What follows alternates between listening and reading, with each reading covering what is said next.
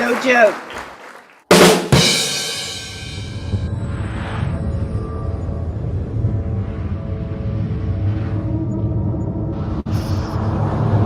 Get you some of that. Welcome aboard, everybody.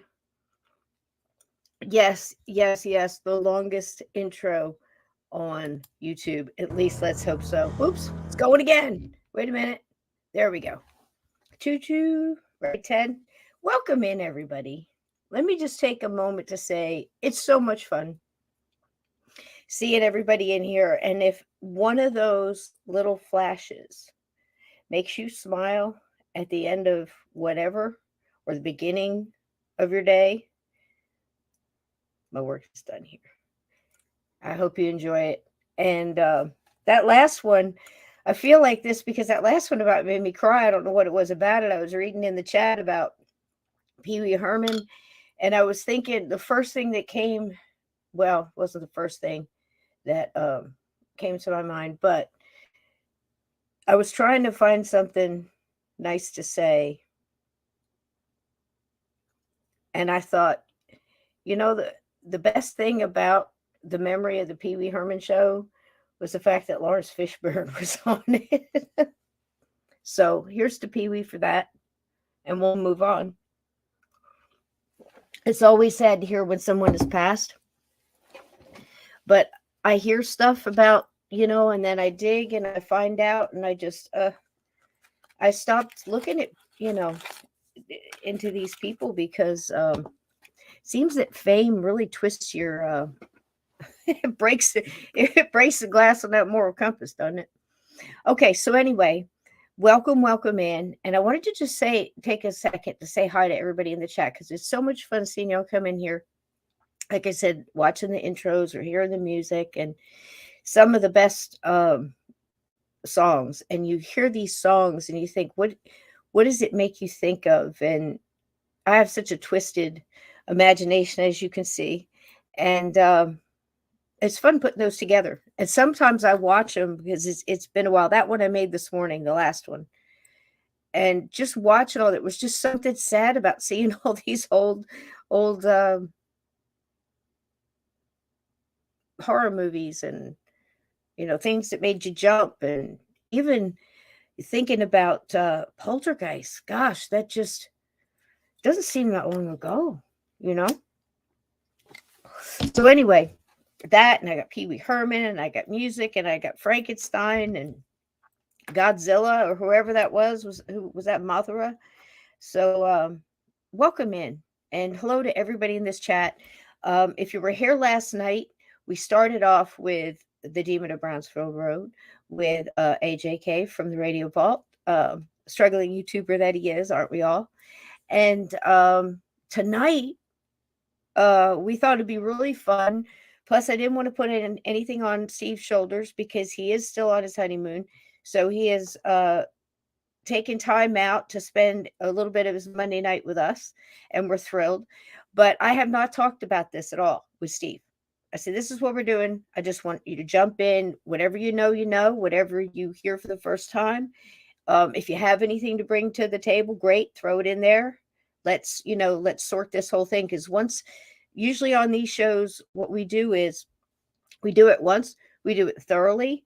We look under all the rocks, and then we stamp it and kind of put it to bed and say next. And we take another one and we just do the same thing until we we've either learned everything we can learn, or we've um, uncovered lies and outright just things out of the air.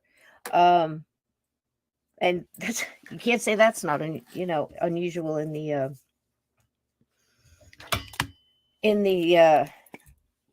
paranormal world, right? I mean, nobody makes anything up, right? So we're trying to sort it, and I thought it would be really great to do it that way. So tonight, if you've got any questions, if you did see it last night, did you think about it afterwards? Did you think about it at all after the show and think, man, that family must have gone through, man, if that's true, you know, would you have stayed? I mean, a couple of decades almost.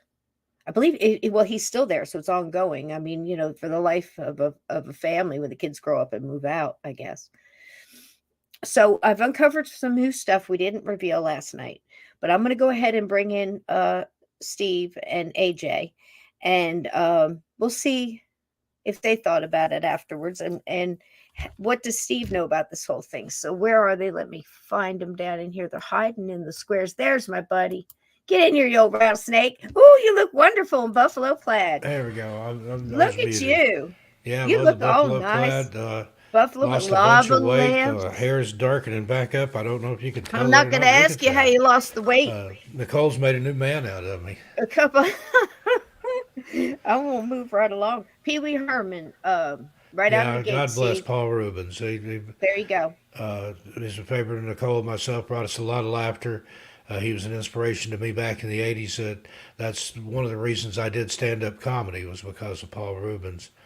And he'll be missed. I don't care what he did, He supposedly I feel touched you. himself in an adult theater. That's better than on a playground or in a grocery store. So, Well, that being said, he's not the first one that got you tugging on his tallywhacker in a dark theater in a bad neighborhood in the dark in the night, as well, Art Bell used to say. David Politis used to encourage people to do that and then arrest them for it. So What? Oh wow! Do he tell. was known as the king of the dirty bookstore detail. That's a Really? quote from his sergeant.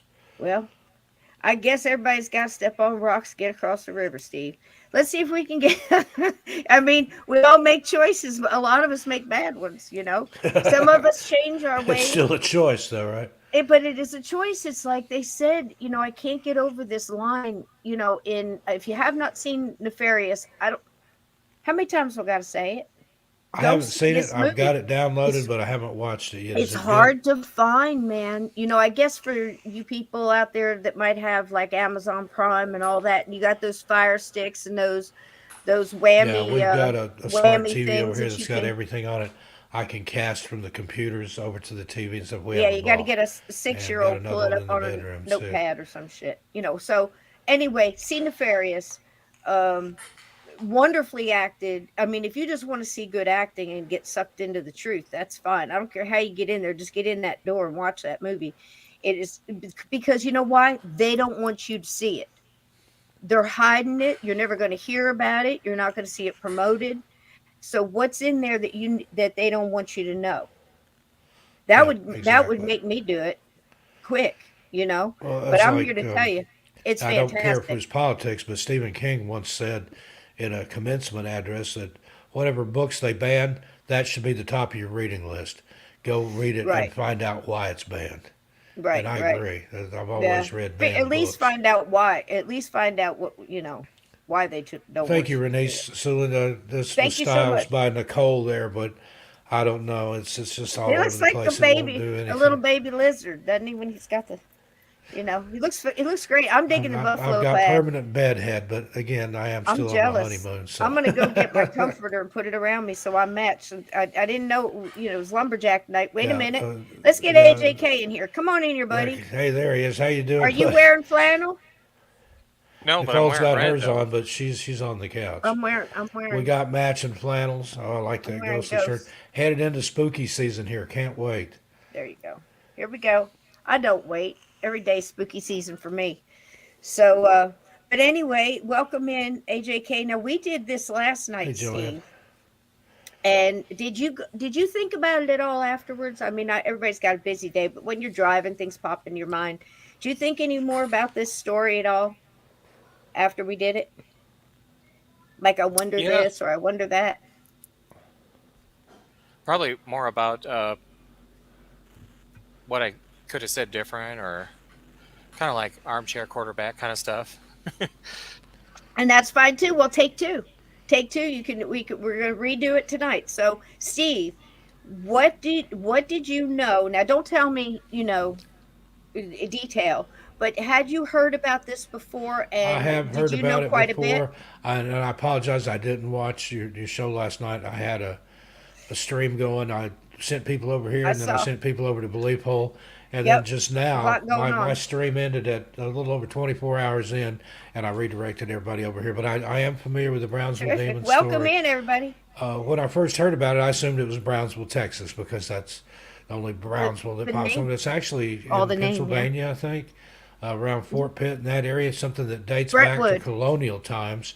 And Brentwood. people talk about the indigenous and the Native Americans. Sometimes they do things that makes the ground sour, and I think that's what happened Preach in it, this my brother. case. I'll try not to give too much away. I don't know how much you got into it last night, but Hmm. there was a certain something that happened there, and because of the innocent people that it happened to, I think there was something that was left there on Hmm. those grounds. And then when they built the house, it infiltrated the house. There's a place here in New England that we drove by the other day, and it just didn't feel right. She took me down a road, and there was some modern, fairly modern houses and stuff down there, but there's whatever was back there in those woods had been there for hundreds of years or more. Oh And gosh, yeah. you build And stuff the Bill like, Bean story is that way too. yeah, Bill Again, here's Beans like another that. What's source. the guy in the, we had him on. I can't remember his name. Keith, somebody Linder. that Keith Linder. Same with Keith his Linder, house. Whatever's in that house, same thing. that's been there for Very decades or similar. Very longer, similar. hundreds of years probably. Very similar Yeah, with the acid Bosco kick Hell gets House its you're pet talking about. cemetery. The ground is sour. The Grand is Micmac sour. burial ground. Yep. Absolutely. Absolutely. Hey, Common, thanks for coming in. Hey, Chris Chris, I saw Jarvis, good to Chris, see Acid you. Kick, Everybody else. Fast Hemi. Sarah Hey, Claire baby, how Claire. you doing? Morning And in I'm gonna Australia. call every time I look at your name, Joan. I think, or Joanne. I want to say Joan, and I just did. So I'm gonna call you Yoda Girl. It's me. It's not you. I always say I've got Joan, but some it is kind of side. Joanne. I just noticed that. I always say Joan Yeah, Yoda Girl, but and it's I Joanne. think, well, I'm gonna blame Salvador it on you Soto, how then. you doing, brother? Good to see I'll you. blame it on you. That's perfect. That works out good for me. Hey, Salvador, how you doing, sweetie? And I saw Ted in Danny, here, and past I think Emmy's Aunt here. Edna. No was here early. Sarah Claire, how's everybody Is doing? Aunt Edna here? I haven't So seen this Aunt is Edna what in the we did last couple last of night, days. Steve. I'm glad you didn't see it because here's the deal. I have got some excerpts, and now AJ and I heard it, and some of us in the chat heard last night. But I'm gonna play the same thing again because basically the story is what the story is, and it's from his mouth. Now I uncovered, as well as AJ, Aaron, he uncovered some deeper things. What you said, absolutely true. There was definitely a massacre there. I've yet to really get a lot of detail on how many, but on that grounds, there was definitely a family killed, and the mother and the children. Yeah. And there's deep research that's been proven now. Since we've done this story, I've found a lot of people, just like Amityville, just like you name it. The story gets twisted. The Velisca, uh, Lizzie Borden, story gets so twisted, and just trying to sort through all the muck. I mean, I heard two podcasters arguing about this guy, and that he did this, and I'm like, no, none of that happened. So again, what we're trying to do here is just sort the truth. So I think it's good that Steve didn't see it last night because he's going to hear it for the first time, and you may or may not have prior knowledge of this. So everybody jump in. This is your time to ask questions if you thought about this story last night. And of course, we're talking about the Cranmers, major Bob Cranmer, who was also wound up being, what was it, Aaron? Was it county commissioner? He Yeah. was Army Intelligence, 101st Airborne. Mad respect for the dude right away. None of that's easy to achieve. Um, he was at Fort Campbell, Kentucky in 1978, um, and has a family. Now, last night, somebody in the chat asked, was he always a Catholic? And I assumed lots of kids. There was a lot of priests going in and out. Maybe he is. But I get corrected because I dug on that today.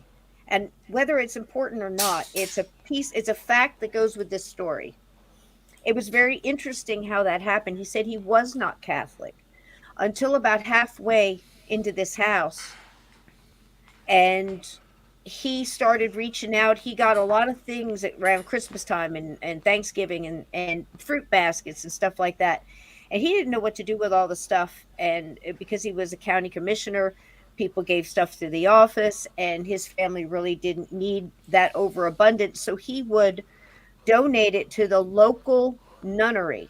And it was cloistered nuns. And that's correct. Now, I don't know much about cloistered nuns. Do we have any in the chat? Um, that I think that means you're secluded from pretty much from society. You don't get out much, right? Is that what that means, Steve? Yep. So that's what, he would, but people could go in now. So he would start to go to mass there and was starting to talk to Mother Superior and telling her what was happening in the house. And she's the one that connected him to this specialist priest. I don't want to say he was an exorcist, but he was a specialist in this field. Let's just put it that way. Hey, Midwest, how you doing? And Midwest Night Watchers, how you doing, hey, buddy? Caillou, hey. So I wanted to let that be known because if that was important to somebody that you think that because now he obviously had a faith. He was very matter of fact. And when things started happening in there, I don't want to jump too far ahead, but right away he knew good versus evil. My house, good will beat good beats. He had the knowledge, and apparently he had the intestinal fortitude because he hung in there. And we were really wrestling with that one, Steve, because when you hear what the kids went through, what the wife went through, what he went through, and anybody who chanced to live there went through, you got to keep wondering, why'd you stay? Why'd you stay? Why'd you stay? Why'd you stay? So you guys ready to go? Anybody want to say anything before we get started? I'm ready to go. Ready to go? As long as Ready. AJK's ready. All right, let's roll. All right, let it rip. Roll Here that we go, beautiful vein guys. footage, Cisco. Well, like I said, if you saw it last night, this is a second chance to go through, remember questions that you had. And somebody else died? Who else died?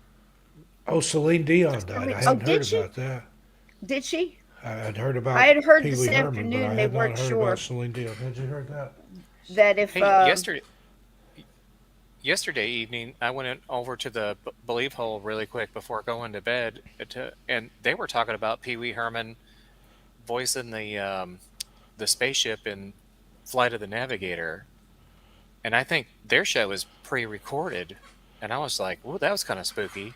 Yeah. They were talking about.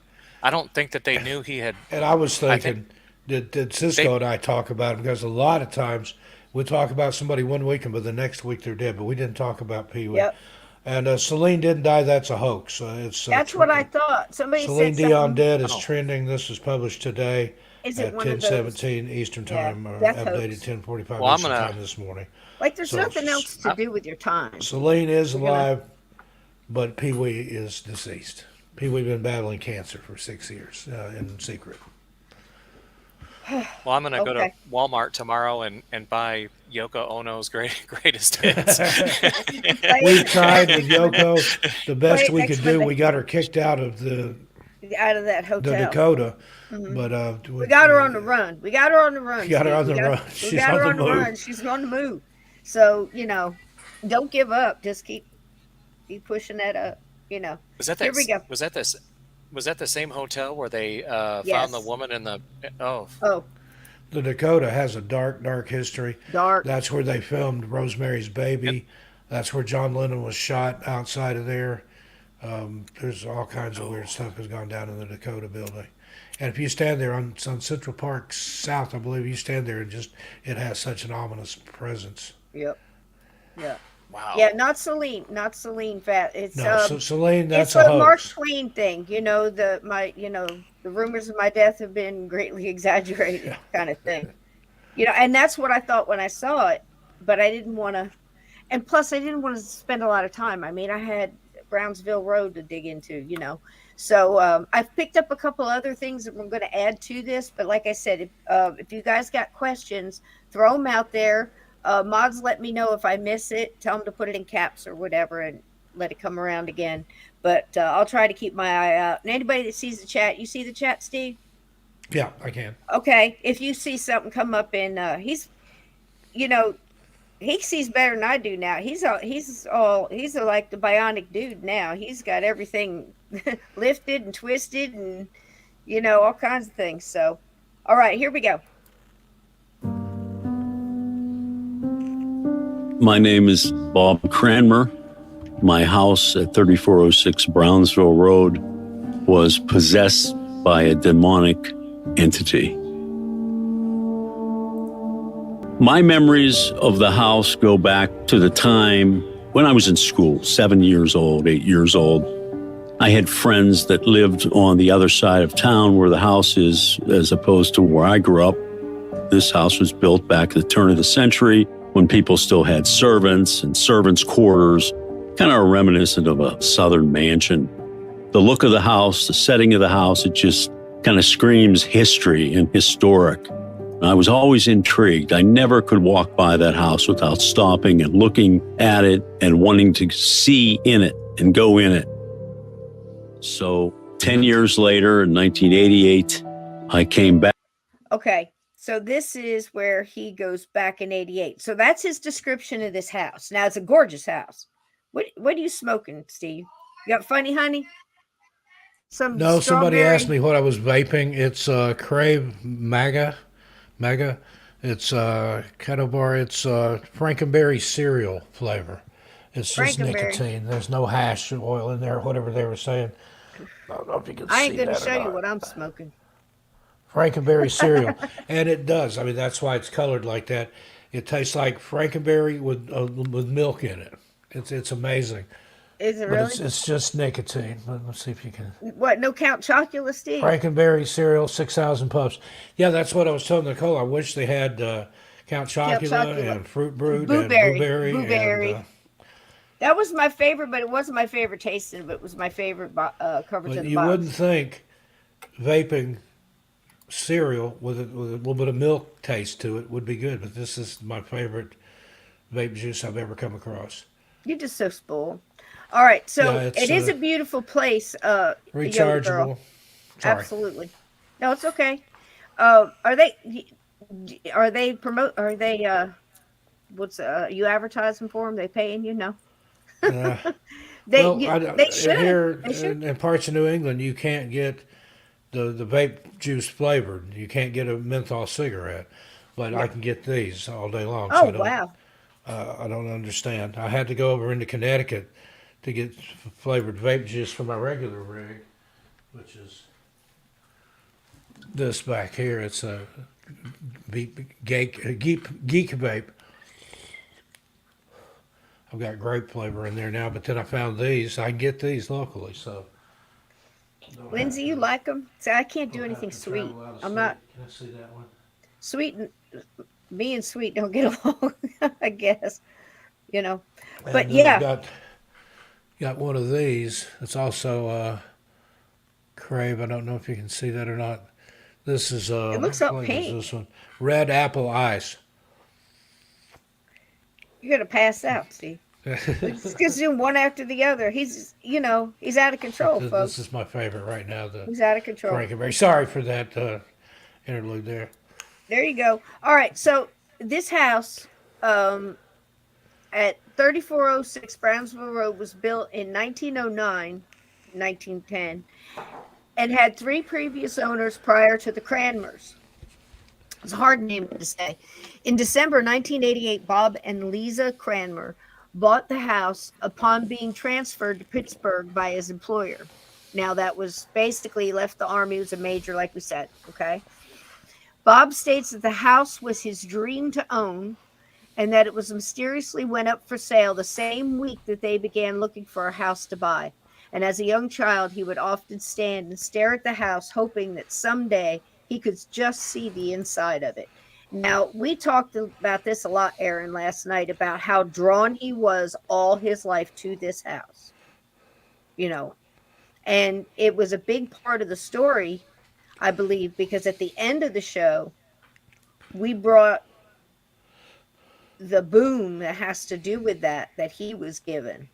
Now he's just getting started. They're just getting in, he just gets into town, and the reason he got into had to come back to town and moved his whole family back was because his brother was in a car accident and his parents were taking it very hard and they were having a hard time.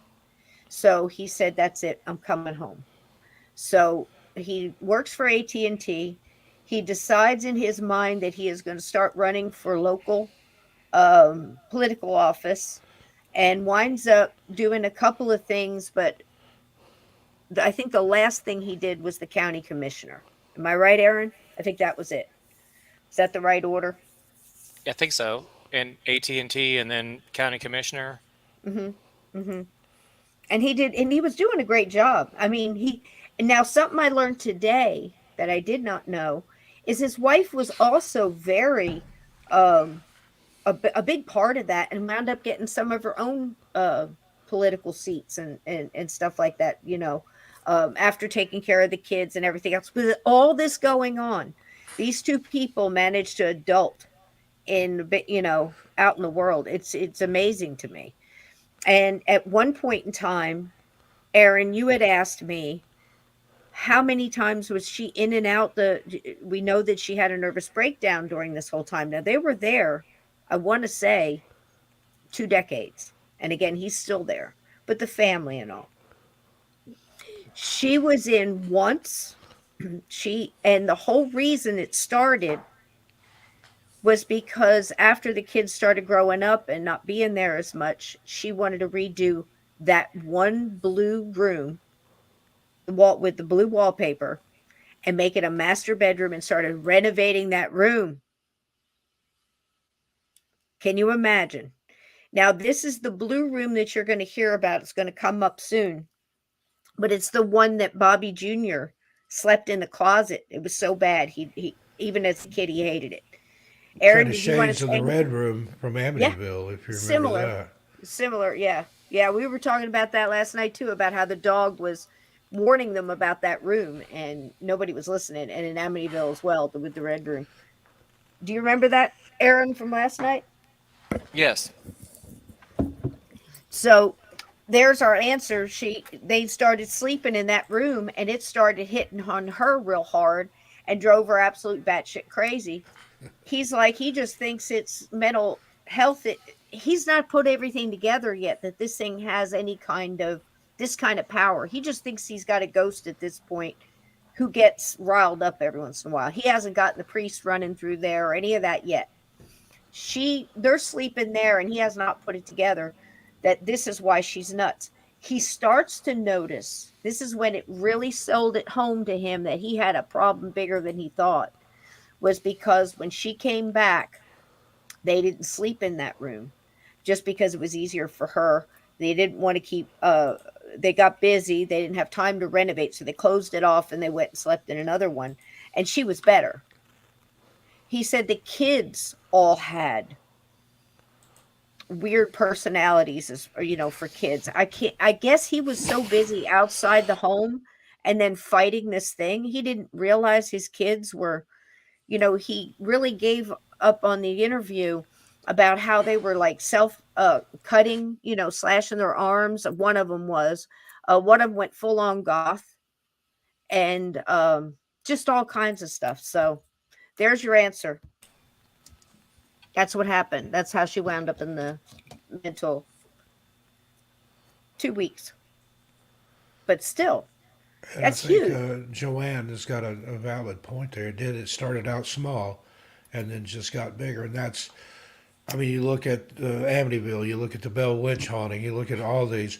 They start out with just 100%. little bitty things, little poltergeists, little annoying 100%. things, and then it just snowballs from there. Absolutely 100%. But see, that's because we've got gatekeepers in this chat and they're onto this, but it's always good to look at a real example and test yourself on what you've learned in the paranormal and the patterns that these things take, right? Absolutely spot on. It starts small and works its way up. But I found that very interesting that they decided to tear that blue room up, and Aaron's shaking his head, and people from last night are going, "Oh man." And then slept there, and that's what put her into the mental institution. And he's like, that he got her off all the drugs that they were giving her and medications and stuff. And he said, "I'm going to be honest with you. I just thought there was mental illness running in this family. I had not put it all together yet. But getting his wife out, he started to really put it. The pieces started snapping together for this guy. So the next thing is describing the house. The previous owners. Now, there were 3 previous owners to this home, which is wild. It stayed in those families for that long, from 1900 and 10. And when they went to go look at this house, obviously it went up for sale. They come out there to, help the parents. His mom on the phone says, "You're not going to believe this, but your house just went up for sale." And he said, "What?"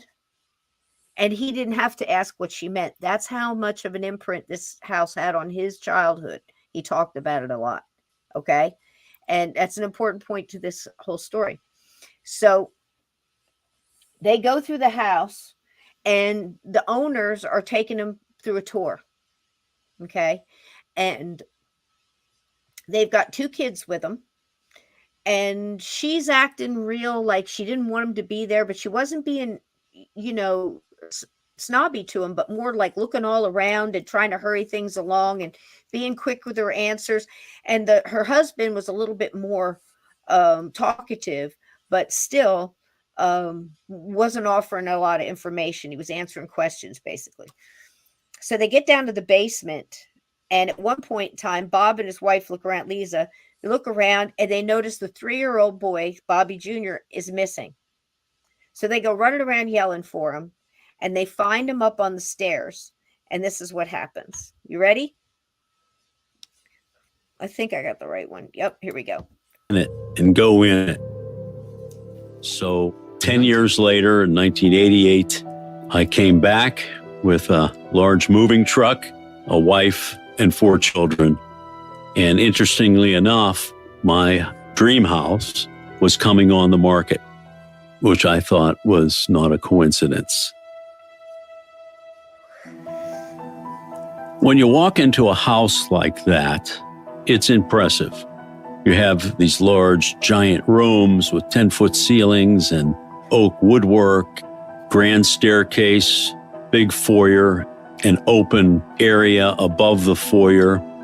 It had a pantry where food would be prepared and served with a window into the kitchen, a servant's staircase, dining room that was equipped with a servant's bell. I felt the walls just exuded history, and I was convinced I was going to be a historic figure as well. So it was everything that I thought it would be, and then some.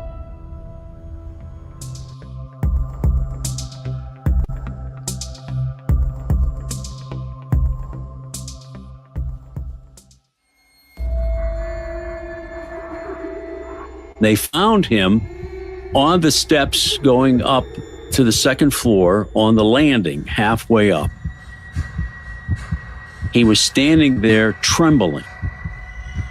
So the woman rushed up the steps and embraced him and said, "Oh, honey, what's the matter? Did you see something?" What was that supposed to mean? Did you see something? What would he have seen?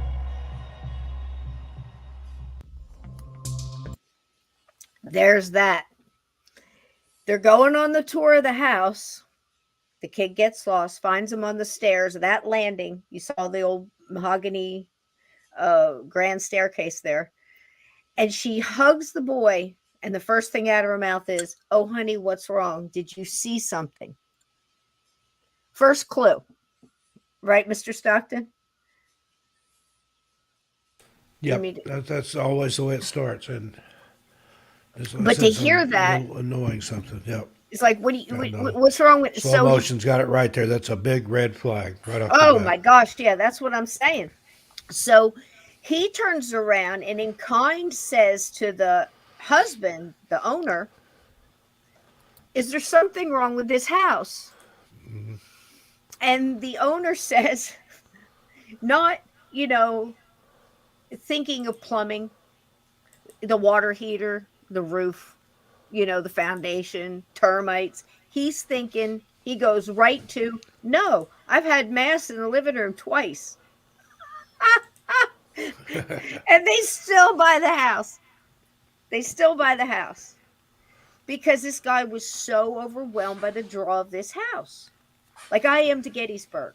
Like, so many people are drawn to a certain place, and it's hard to describe that unless you go through it. But, a lot of these houses we've heard that, imagine being drawn to a battlefield because maybe in a previous life you were killed there. And you still have friends there that are stuck in ghost form. I mean, that can spiderweb in every direction. Just think about it. Right?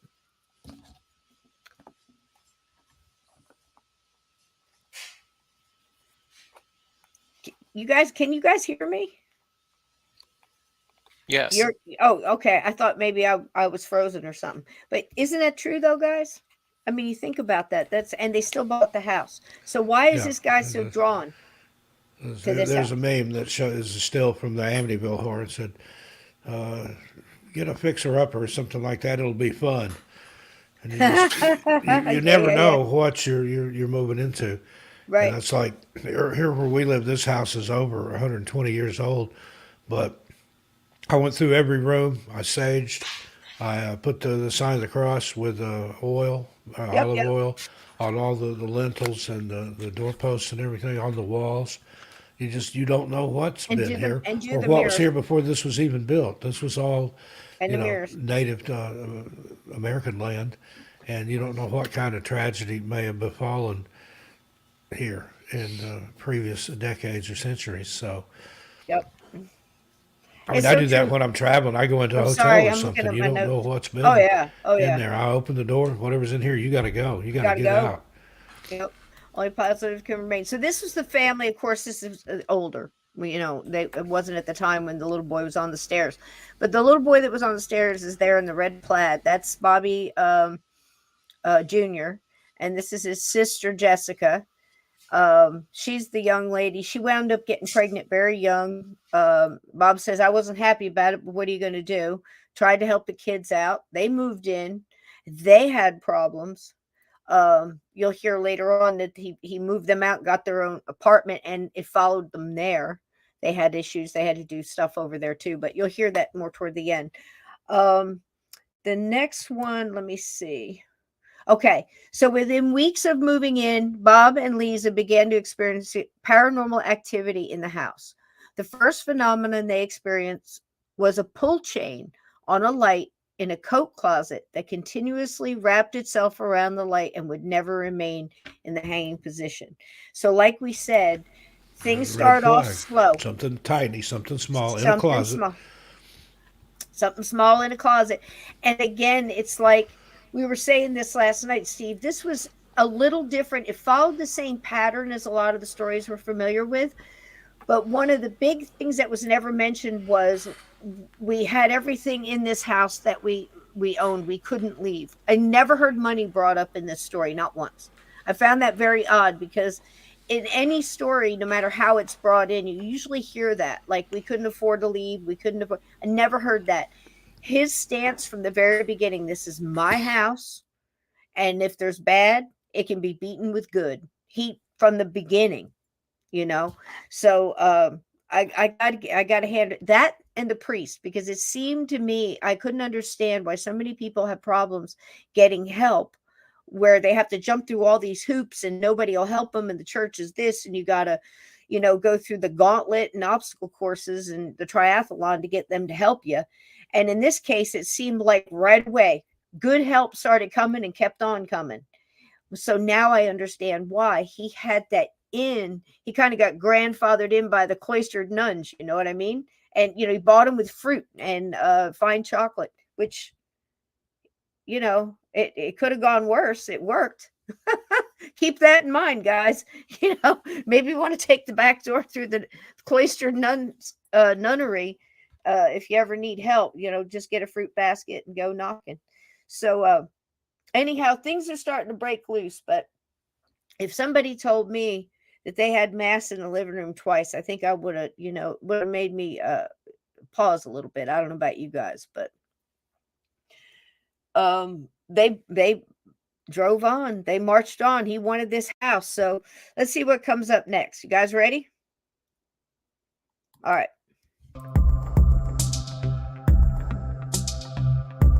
So little things. The closet was dark, and I would reach for this light, and I could never find the chain. And the chain was always either wrapped around the shade of the light, or it would be meticulously wrapped around several of the little screws that hold the shade to the light fixture. There were times when I would turn the light out and go back not 5 minutes later, and it would be wrapped around the light that quickly. And that continued. Something was going on. There it is. And what happens after the little things? On and on and on. And the escalation of events begins. So this light started, they went through the typical thing where he thought it was the kids. He even thought it was his wife. And she's like, I haven't been in there. They went through that whole thing till the point where he would close the door and then open it real quick, and the chain would be wrapped around. And he knew. But again, at this point, he thinks he's got a ghost. So let's see what happens after. You guys have anything to say about the light? It's a trip, right? And in the little alcove underneath the stairs is a little coat closet. And I'll show the stairs again, and you'll see that little alcove. And you just turn to the right, and there's a little door, and you open it up, and that's where the light is. And it's going to prove prominent a little later on down the line. I'm checking to see if you guys got any questions. You guys are spot on so far. You know what I mean? It's just, it's crazy. It's a crazy story. We'd come down in the morning, and all the lights would be on the first floor. Water would be running in the sink. In my basement, one of the rooms where the furnace was a workshop I had. I'd go in the morning, the lights would be on. The radio would always be turned on. We knew there was some type of spiritual activity taking place in the house. Old house, there's a ghost here. So once we got past being freaked out by some of the things it did and became somewhat routine, it didn't seem threatening, and we just thought we could learn to live with it.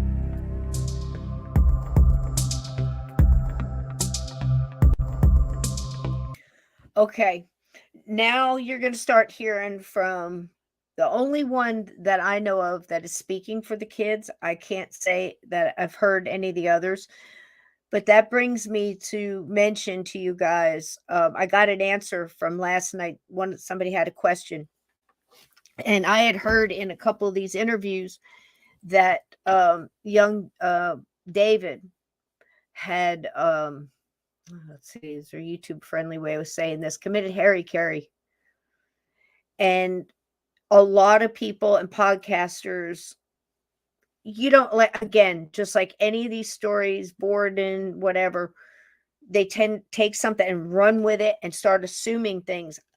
You would automatically assume, hey, did this house have something to do with it? Whatever was going on in this house have something to do with it.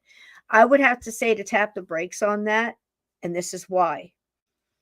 He wound up going into the Marines. He was a combat vet. He got back from Iraq. A couple months after that, he got into the system of, I'm trying to be careful what I say here, the military assistance, medical assistance group. And basically, vets just don't get the care that they deserve. And he was right away given a medicine that starts with a Z and ends in a loft, and have sad jelly beans in their commercial. And he's handed it to him and sent him on his way without any kind of assistance whatsoever. And within just a few weeks, he passed. He left this earth by his own hand. Let's put it that way. So I wanted to squash any kind of rumor that it was when he was in the house, or it was a direct. I can't say that it wasn't involved. I cannot say that it didn't put a lot of pressure on him as a child. I can't say that. But under these conditions, if you take all that away, it's enough that he was a Marine, a combat vet, on medication that basically has an FDA warning that says it can lead to suicidal thoughts and actions. And after one session, what kind of people do they have working at the VA? What kind of clowns Yeah. do they have in there? You have one session with somebody, and you should take this. Right. And one size does not fit all. I'm sorry. And then push them back out into the world where, again, I've stated this multiple times on the show. They never teach somebody how to acclimate back out into the, No. it's Nicole and I were terrible. talking about that. They take you in, they break you down, they build you back up, and you're a machine, literally a killing machine. Yep. And I appreciate people's service, but I think that the VA and they do. other agencies like that do a great disservice to these veterans. Yes. Where they Time don't and time again. help you 20 get back into 22 life. a day, Steve. I Still. used to work with a guy that had been a machine gun helicopter guy in Vietnam, and he said, I get back, there's no call for a machine gunner, a helicopter door machine gunner. And he kind of went quietly crazy because there was nothing for him to do, and that's all he knew how to do. Yep. Yeah, Scott, So- so the VA is famous for having Yep. unqualified people. Yep. So I wanted to do that for a brother. I wanted to squash all that stuff that you're hearing on like at different interviews and things where people are just guessing, and they just throw it in there that, that this person passed, and it just leaves it out there for people to automatically think that this thing or whatever was involved in this house had a direct. And again, I can't say it didn't, but let's give the brother his due and let it rest at that, as far as give him the honor he deserves in his passing, is what I'm saying. And let's not just throw it in there because it's an added, bonus. You don't need it in this story. This story's got enough all on its own, totally legit. You know what I mean? So that's my request anyway. So here's a little bit from the older brother, Bobby Jr. It's always hard to describe to people what it's like living with something like this happening. Lights flickering on and off, doors opening and closing, banging on the walls. It doesn't seem like a big deal to hear it, but when you have a door completely shut and the doorknob turns and the door opens halfway, not all the way, halfway, and then it slowly slams itself shut, and you have stuff like this happening all the time, I mean, day in and day out for years, it becomes hard to say, oh, that's just the wind or that's just bad wiring. Almost every day I'd wake up with at least one or two of them in bed with me that would come during the night. They talked of knocking on the doors and scratching on the walls and a whole number of creepy things that would happen in their bedrooms. After a month or two in the house and this paranormal activity taking place, I thought, well, okay, let's have a priest here and see if that can take care of it. I remember the priest walking through all the different rooms. He kind of said a little prayer and then walked through the house with a bottle of holy water, blessing all of the different rooms. Did the whole first floor, made it up to the second floor. And I remember walking from my brother's bedroom down the hallway to my bedroom. And for whatever reason, I stood in the doorway, blocking the door to my room, kind of made an X shape with my body inside the door jamb so they couldn't get in. This little 3-year-old boy stood in the doorway, put his body in the form of an X, looked the priest in the eye, and said, "You can't come in this room." Something told him not to let that priest in that room. Something told him. What do you think of that, Mr. Stockton? It sounds familiar. I've heard it, and it's more common than you would think. Yeah. Little 3-year-old boy puts his body in an X and says, "You Yeah. can't come in this room." And we talked about it last night, didn't we, Aaron? Then the priest goes, "Okay," and doesn't go in the room. And to me, Marisol I would says, have and done. the priest listens. Exactly. Yeah, exactly. And he didn't want to cause a start. Me, that kid would have been over somebody's shoulder, and I would have spent most of my time in that room. That would have been the first place I went to. And, Isn't that something, Marisol? Yeah. splashing sure. with holy water and I mean, again, these olive red oil and flags. everything. Hey, And Lee, again- First Floor Audio. How you doing, buddy? Good Hey, to see Lee, how bud. you doing, honey? Oh, hi, Lee. So, yeah, hey. Go see if you can put the video back to that picture. Which one, sweetie? Right toward the end. Oh, yeah, Toward the yeah, end. yeah. I know which one you mean now. Let me see. I know which one you mean. But I was thinking of 'Cause something else. and I you're just thinking wanted of- to tell all the Right. new people. Like I seen that when I Right was there. I've seen that in my house. It was probably like 3 foot tall Yeah, you said it was a lot shorter in the than hallway. this. Yeah, Yeah. it was in the hallway, but it looked This just one like that. seems like he's taking up the whole doorway. Now that I look mean, at the shelves on the Don't side. he look and like everything. Don't he look like Darth Vader? Yeah, yeah. That's how you described it too. It's hideous. I'm so sorry you saw that. But isn't that something, Steve? And the priest just kept right on going, hon. Oh. I mean, again, these red flags, and I'm wondering, I mean, is it really not obvious to other people? We're looking at this, like you said earlier, Aaron, armchair quarterbacks, but it's blatantly obvious, is it not? That, if a little 3-year-old boy is going to do that, surely his face was changed. Surely he had like an angry look on his face, probably making a fist with his, I had angry eyebrows and all that mess. It's like, "Don't come in here." And the priest just says, "Yeah," and keeps on walking. I don't know. Pentecostal wouldn't have kept going. And There's Southern Baptist in 96 there. Has got it right. So It's I was all in- some sort of industrial complex, military, religious, entertainment. It's all a psyop. Yeah, like I said, Southern Baptist wouldn't have kept going either. In 4th or 5th grade, my bedroom was at the front of the house, so I could see the driveway. And I remember seeing my mom's minivan leaving, taking my brothers and my sister to school.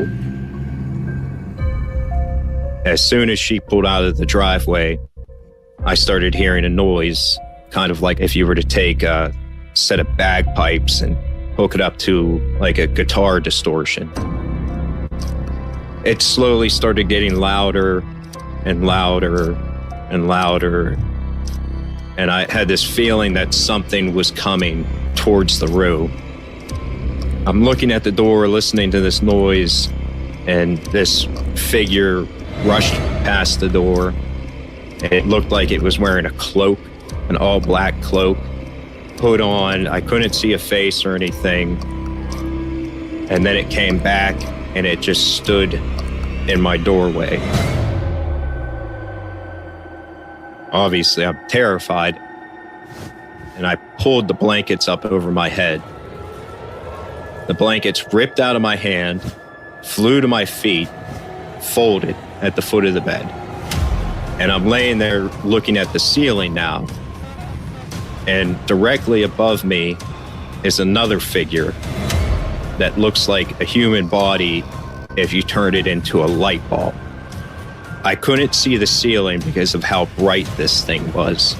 And I remember I closed my eyes and I screamed. And it all stopped. That was my first real experience that I had. My brother David saw it one afternoon. He was laying in the living room on the couch watching TV, and he saw it walk through the dining room into the kitchen. And it startled him enough that he stood up and ran into the kitchen and asked my mom who just walked in here. And she looked at him like, who are you talking about? Nobody here, it's just me. And he said, I just saw some big guy wearing a hood come walking in here.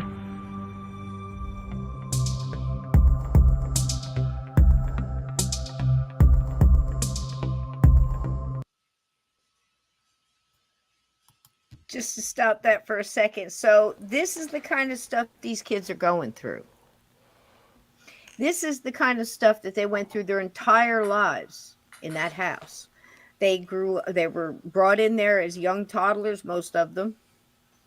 They stayed until in their teens when they could start sleeping over at other people's houses, right, Aaron? We talked about this last night too.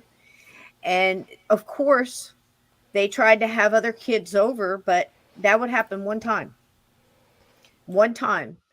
Bobby stated later on in this interview that he would get friends over there, and the first time they stayed, they'd never come back or never want to stay there. They'd still be friends, but they wouldn't ever want to come back to the house. So he would go stay at their houses, and he would, as they got older, they stayed longer and got involved in anything they could be in to stay out of this house. And then we ask ourselves, how'd the mom wind up in a mental institution? You know, now again, she probably shouldn't have slept in that room, but if you told me that my son, now this isn't a criticism, it's just my opinion as a mom, my son was sleeping in the closet on a mattress with a radio in his closet for at least 2-3 years because he was scared of his room. Is it just me, or does it seem like a little removed from being a parent there? Again, outside criticism, but I got to mention it. That sounds a little strange. And then she tries to sleep and it winds up in a mental institution, and people still don't see that there's a problem in this house. I don't get it. What are your thoughts, guys? Yeah, I agree. I mean, kids are more susceptible to things like that. They're more open to it because they haven't been deprogrammed to not believe in it. So yeah, I would always listen to a kid. Yep. I know I look back at the things I saw and that I experienced and things, and there wouldn't have been any convincing me otherwise. Yep. Still not. I know what I saw. Yep. I know what I saw. That's your tagline, you know? And it's true. Truer words are never spoken when you've seen the kind of shit we've seen, you know, and we're down to the point we're all matter of fact about it.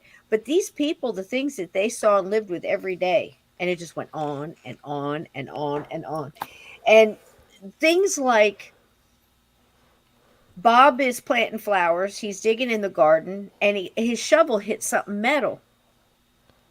So he digs it up, and it's a box. And he brushes the dirt away, and it's an old Sucrette's box. And he wedges it open. He gets it open and finds religious medals and a rosary in there. So he calls the past owner.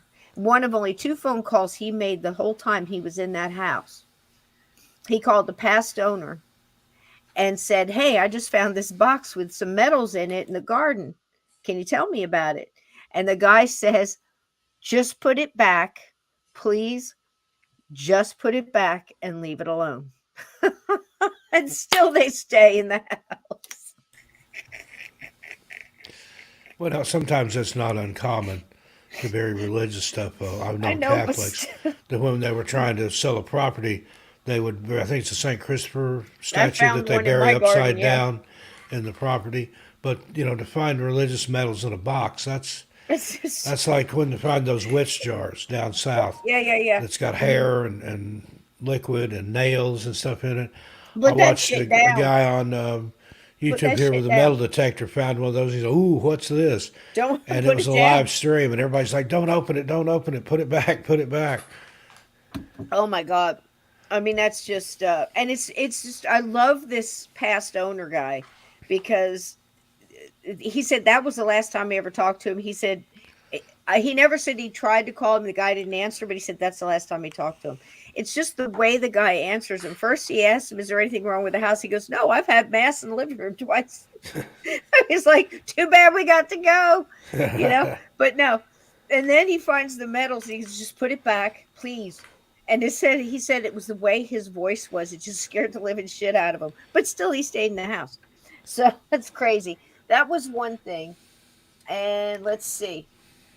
I told you about the blue room. So what's coming up is Sandy sees. This is what the kids saw. And I can't think of a better way to get this story to you, but this is the people's in their own words, right?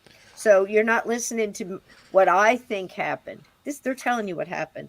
And I have no reason to not believe these people. Even though he's doing what he's doing, it'll all make sense at the end, I think. And it's an amazing story. But this little one got me. Aaron, it's Sandy. And when the whole time I'm listening about this dog, I'm thinking about Rage in Cabin 22, right? I'm thinking like a big German Shepherd. I'm thinking, at the very least, like a Dobie, something, Rottweiler. And the way this guy's talking about this dog, and through research, he had done a picture. He's walking through the hall. He said this dog would always do what he called like this. He would just freeze and do this like point, like a hunting dog, like a pointer, and just growl and growl and bark. And he one day was walking by, had a camera. He decided to take a picture. And when I finally saw what this dog looked like, my heart just got so warm because she is a tough little bitch. And I know it's okay to say that. But I mean, oh my God, I mean that with the utmost respect, man. I just thought it was the cutest little thing. But when you hear some of the things this dog did, it's incredible. And just like Rage, he comes through at the end and plays a big part in the departure of this thing. So I don't want to give it all away, but here we go. It's just so cute. Sandy, our dog, he knew where this thing was. Little I don't girl. know if he could see it or if he could just sense it, but he was kind of like a hunting dog because you'd see him standing in a room by himself. Huh? Yeah, the dog is tracking it. Look at that. Oh yeah, but look at her. She's like got a little cocker in her, maybe something. She's definitely a mix. Yeah. But I thought she was going to be one of these great. She's the bravest one in the house. Some golden retriever, maybe retriever, lab or something in there too. Yeah. Oh, maybe, but she's real small. There's other pictures of her. She's not a big dog at all. She's medium at best. But she's the bravest one of the whole damn house. I swear she is. Let me start it again so you can hear what he says about this picture. It's crazy. Isn't that a creepy picture? I'm having fun with my new software, guys. All right, here we go. I'll shut up.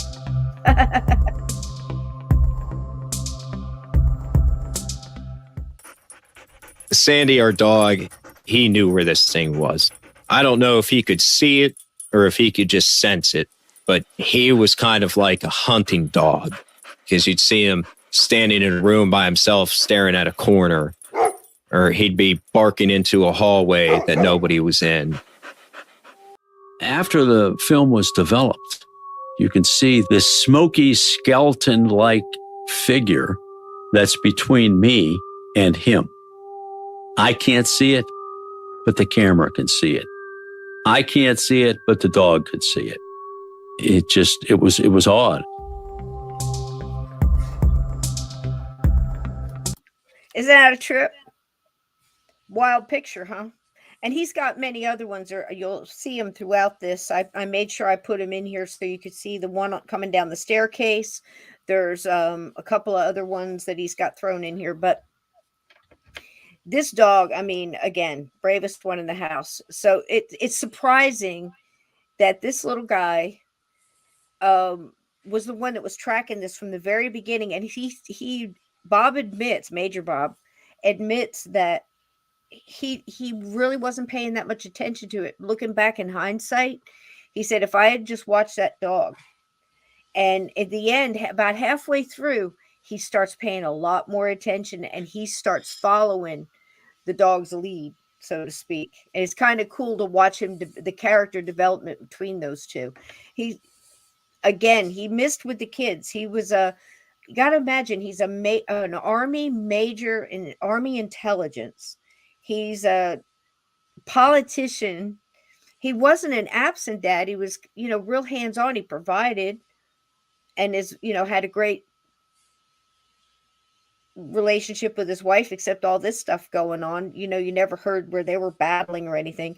But this thing starts really pushing, and it seems to push through the kids. And Aaron, you and I had mentioned last night about how Bobby was the first one to make contact with this thing on stairs at 3 years old. And it kind of hung with him and really pushed on him. He's the one that went real goth. He's the one that was doing the slashing. He was the one that acted out, that he would kind of, the thing seemed to kind of push the two to fight, the boys and the dad. And it escalates a couple times, one real bad time. But remember we were talking about that, how it's like the first person it makes contact with?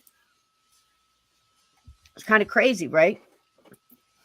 Yeah, because children can see that stuff. Mm-hmm. Mm-hmm. Yep. But it seems to be, I don't know, it's to make him stand in that doorway, sleeping in the closet. It's just I don't know, my heart breaks for the poor kid.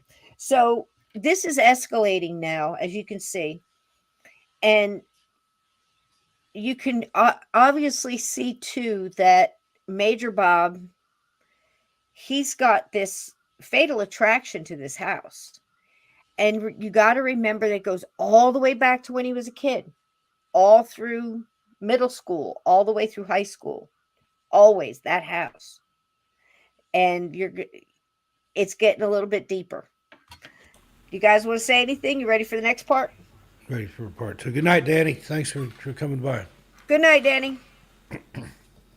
Good night, John Boy.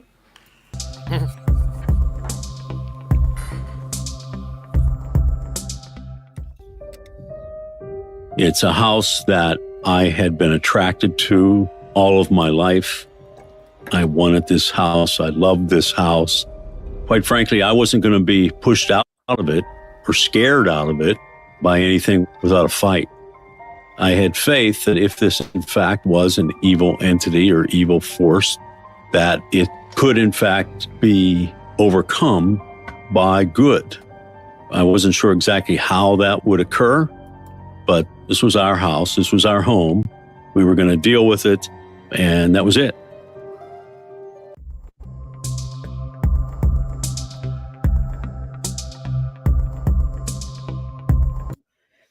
Well, that's it.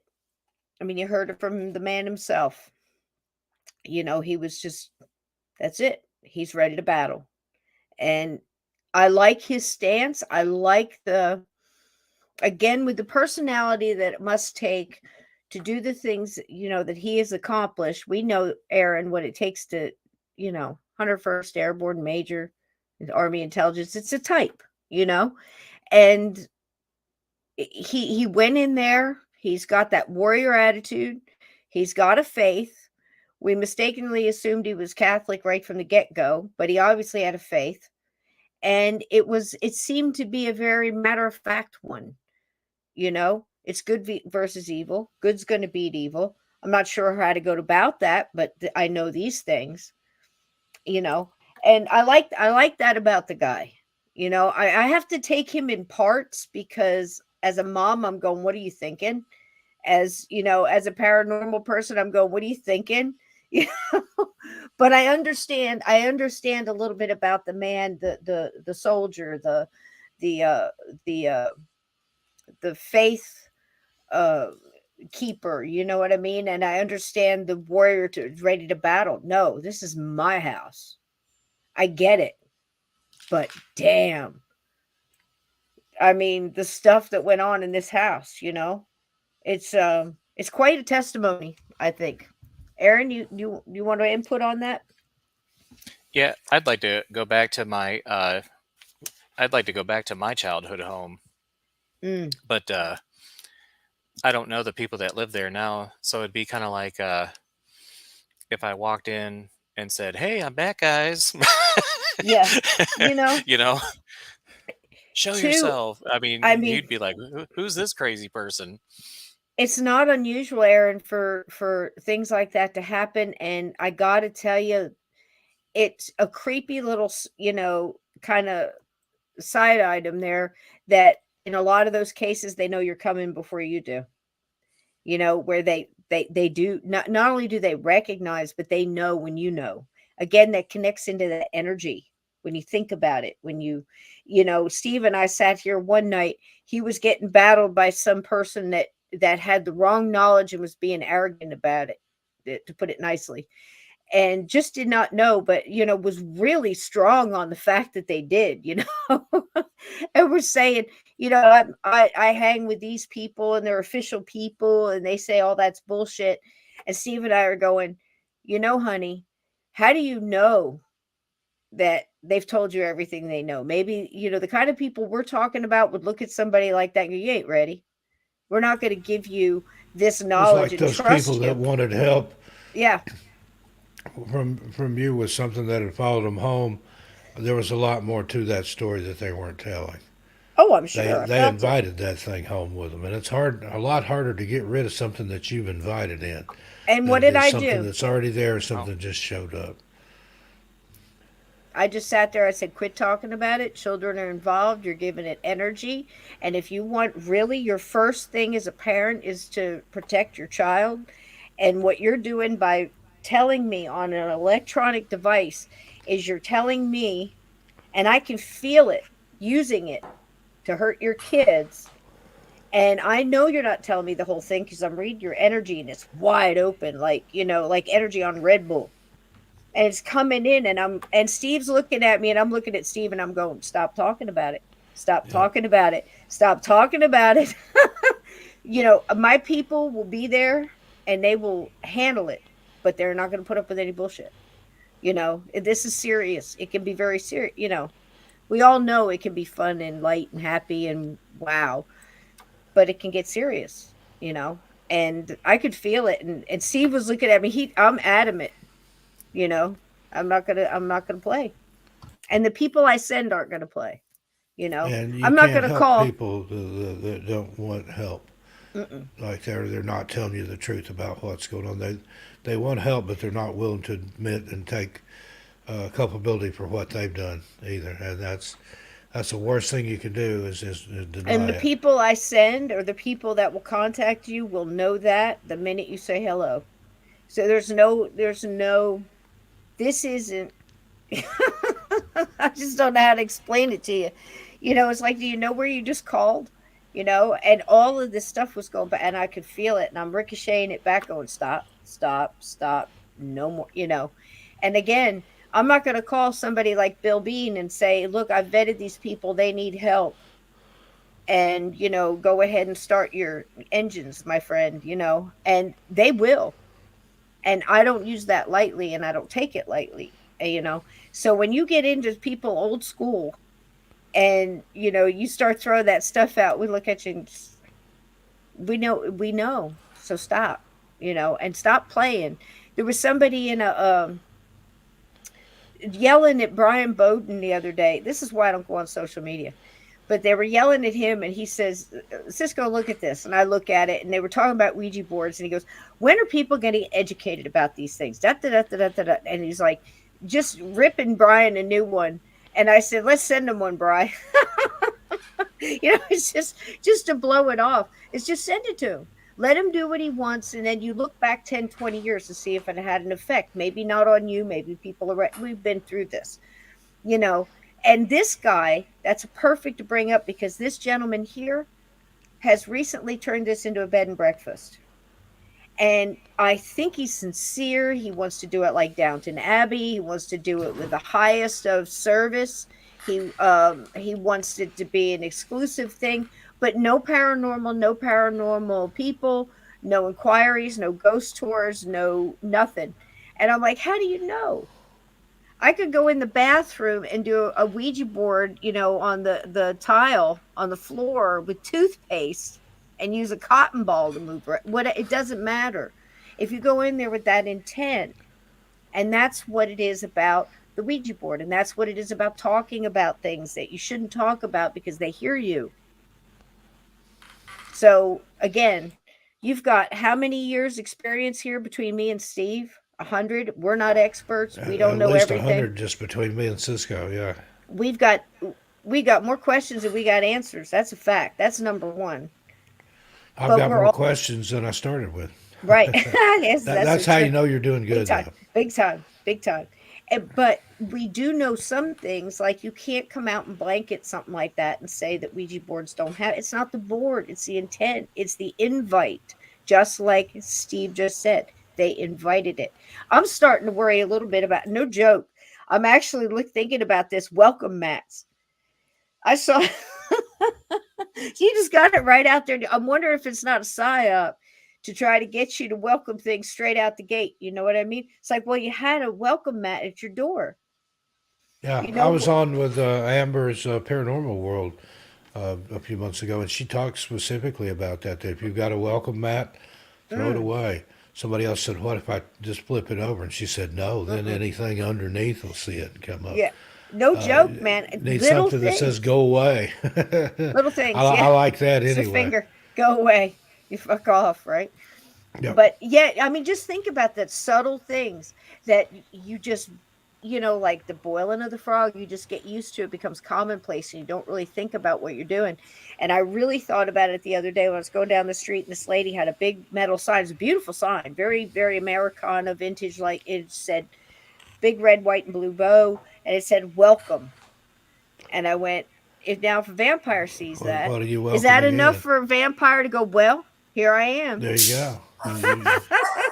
Think about it. It's like Think down about south, particularly in the Carolinas, they paint their porches, the roof of their porches, Paint blue. And that's the confused spirits that come up on the porch. They see that and think that's the sky, and they go up and away from the house. It's crazy, right?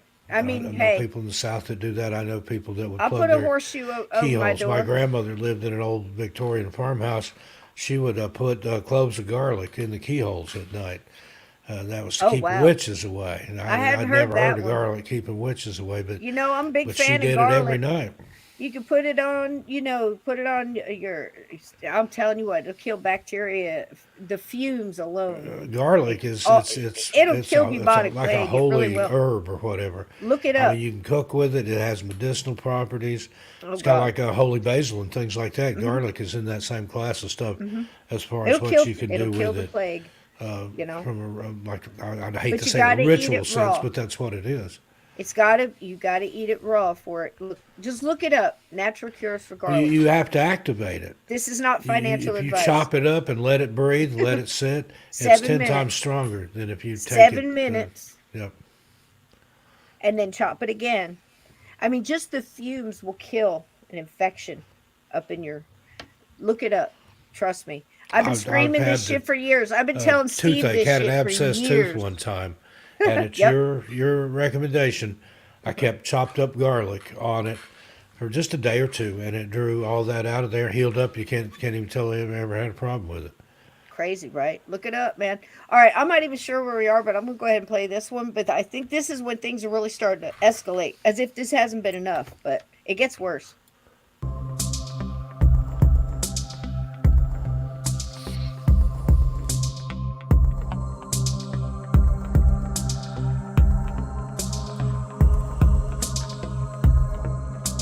Oh, okay. This is when he's gone to the nuns. He's given away the fruit baskets. It done work for him, like carpentry work. He was really a good carpenter too. He did a lot of the remodeling himself, the little things and stuff. But he gets help to have the house cleansed. He starts to get another priest in there to do mass and things like that. So that's where we are now.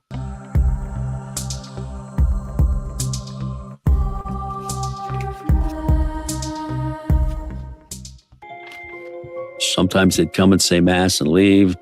Sometimes they'd say the rosary. Sometimes they'd go through and bless the house.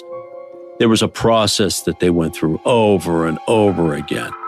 This thing would kind of have a temper tantrum after they left.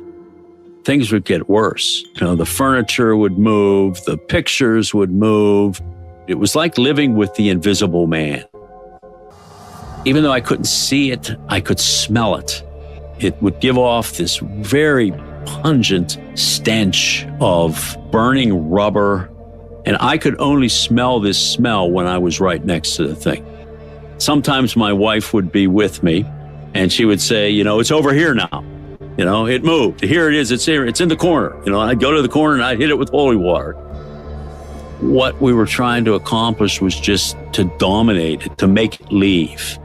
And this would happen almost on a nightly basis. This was just part of the process, part of the battle, part of the test of wills of who possessed this house. Did it own the house or did I own the house? When things were really bad and really crazy, something was happening every day.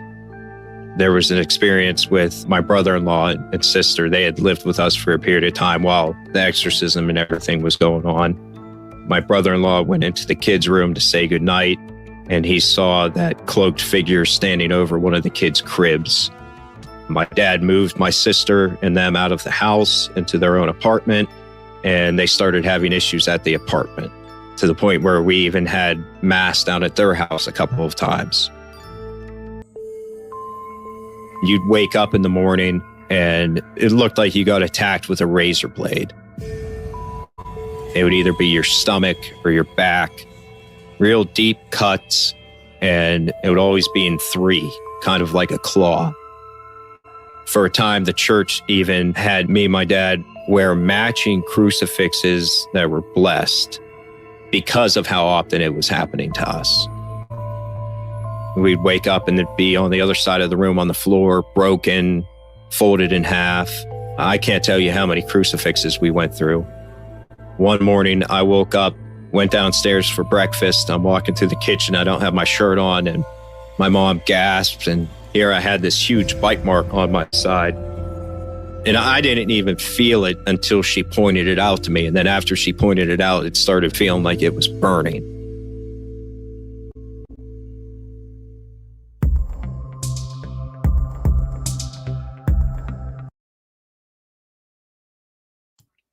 Okay, two things here. How many of you have heard that until it was pointed out, that's when they felt it? Have you ever heard that, Steve? Oh, yeah. I mean, they didn't feel it until somebody said, "What's that on your leg?" Now, you experienced this live before your eyes. If you want to tell that story, go ahead. But that's what I mean. My It's photography like, studio in Las Vegas. right, and she didn't know it was She there didn't even until know you it. pointed it. I was shooting a model. It was for leather jackets and things like that. It was a catalog print thing. And she was standing in front of a fake brick wall that I had in the basement in my middle. So I had 3 rooms down there in the basement of this old house. And that house was very active. And she was standing in front of a brick wall, and she had on like a leather miniskirt or something. And she was modeling this leather jacket. And I was shooting in burst mode with a Nikon, I think a D5000 or something like that, a high-end camera. Every time I'd hit the switch, you get 15 frames. Well, she was turning in front of that brick wall, and I just... Well, one of the makeup girls said, the model's bleeding. And looked over, and she had 3 rivulets of blood running down the back of her calf. And I went back. I had a big screen TV set up down there that I was using as a monitor that I had the camera connected to, so I could do previews and go back and look at the photographs and stuff. Right, Went right. back through the burst as she's turning, You see the back of her leg. There's nothing there. And then in the very next frame, there's 3 very faint scratches appeared. Uh-huh. And then another frame later, it's starting to well up with blood. And then by the 3rd or 4th frame after that, it's dripping Uh-huh. down her leg. And we would stop the shoot. I went over there. I looked at that wall. There was nothing sticking out of that wall. There was no wire, no nail, nothing that could account for that. And this girl had been into some stuff in Detroit. And she's like, it's 3. It's 3 scratches. And I'm like, yeah, okay. We'll Yeah. get you patched up. We'll take care of it. We'll shoot around it. She said, no, you don't get it. 3, 3, 3. She said, it's a mocking of the Trinity. She said, there's Yep. a demon in here. There's some kind of demonic activity in here. She took off the leather jacket, threw it over to the side, took her stuff, and left, and I never saw her again. But it was, I saw it happen. You know, I didn't Yeah. actually physically see it, That's- but I saw it on the pictures. Yeah, And that's exactly what I mean. And she didn't know about it till you pointed it out. And when I heard this, the way he, said she that, didn't feel it or anything. Well, the makeup girl said the model's Has- bleeding on the back of her leg. that's She something that a didn't lot feel of it. you, if She you didn't think anything. about It looked like somebody had taken a razor blade. I mean, it was that thin of a cut. Yep. This is what he's And, saying. I just think there's something to that. The why, until somebody points it out, you're not even feeling it, And I don't think it's the same reason that when a shark bites you in the ocean, you don't feel it right away, or you don't feel like a bite. It feels like a tug or a bang, or somebody stabs you. That you hear people describe these things. Again, I don't think it's that. I think it's something else. So think about that. Sort that out a little bit. Let me know what you think. But I think there's something there. But yeah, man, this is crazy. This is where is it? I think this is it. Yep, right here. These crosses now, like he said, everybody gave the priest gave him out. Him and his father were getting hit the most, so they gave him matching crosses, and all these things that would be happening with these crosses. They'd fly around, they'd be broken. Again, that reminded me a little bit, Steve, of there's that picture again with all this mist, and this was not uncommon for them to get stuff like this. The next thing is when the walls start to bleed. And where have we heard that before, Steve? Aaron, Amityville. And I don't know that part is even true in Amityville, and I don't know. This happened after, but many people saw it. So there's a little bit more to it too. Oh, thank you. No, thanks so much. Oh, keep the lights on. It's like Motel 6. Thank you so much. And the butterfly and bacon and the love. Thank you so much. Proper money. That's pounds, Steve. Look at that. Look at that, Aaron. Yep. Thank you so much. Nice one. Thank you very much. So, yeah, so it's crazy. Lots of things are amping up here. And, we'll listen to Bob describe the next things that start to happen. So at this point in time, keep in mind, they've got this down to, oh, thank you so much. Thanks, Oh, Scott. look. Thank you, Scott. Thank you so much. Very much. Thank you. Bless you. Every bit of that goes right to this show so we can keep doing this for you guys. Because I'll tell you what, you're going to get the truth here. If we don't know, we'll tell you. And I love doing these deep dives into these stories because, again, I'm wishy-washy on this man. I've got respect for him, and I love what he stands for. And I just don't know that I could have. The kids and the dog. I mean, the whole time I'm thinking about the dog. You know me. You know what I mean? I'm like, this poor dog, these poor kids, I don't know. But it gets worse. I hate to say it. Here we go. Thank you guys very much. Sincerely. It just went on and on and on. The nightly battles in the room, the masses, the events that took place at the same time. We're trying to live there. I really didn't want to come home from work because I knew what I was going to face when I went home. I could see that it was really stressing him out. He looked at it as it's his house. He's not leaving. It's his family. He's going to protect them. He was very determined to see it through. Connie Valente is a Catholic psychic intuitive. Blew my ever-loving mind. Did this not blow your mind, Aaron? This is the first thing we talked about. Who knew that the Vatican and the boys over there with the big hats had in their back stash full-blown black ops, trans medium Catholic, intuitive investigators? I just laughed my ass off. We were sitting there talking. I said, what? The Catholics, apparently, they have secret squadrons of psychics that they're hiding, and they only pull them out when it's absolutely necessary. And the Cranmers got a good one. They got Connie Valente. She's absolute amazing psychic. But when Aaron and I heard this, we were just laughing, weren't we, Aaron? Are you there? Yeah. Oh, Yeah, there he is.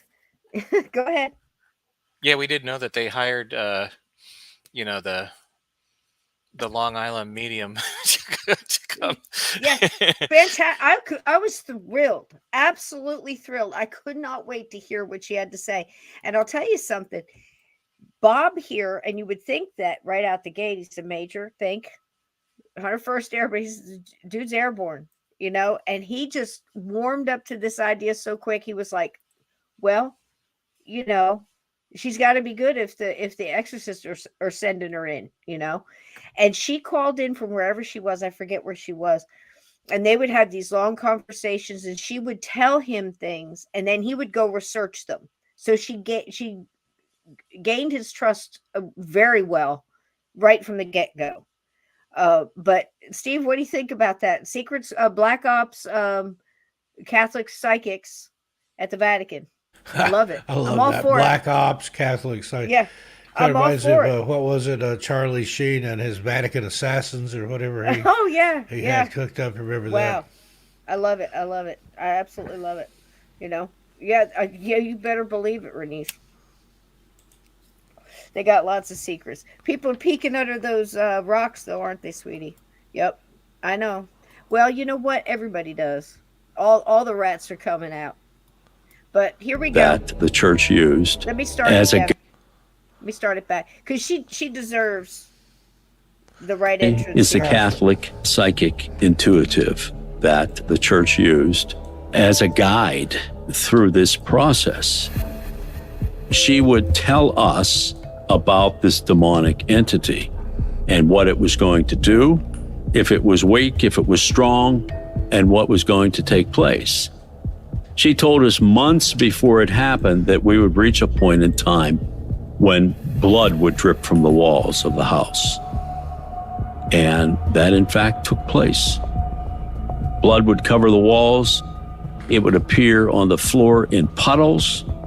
I had it tested by several different laboratories. It wasn't real blood. It certainly looked like blood, but they never were able to determine what it really was.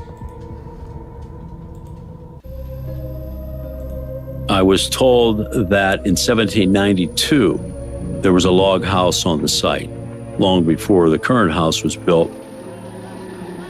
Here we go, Steve. This is what Steve was talking about in the very beginning.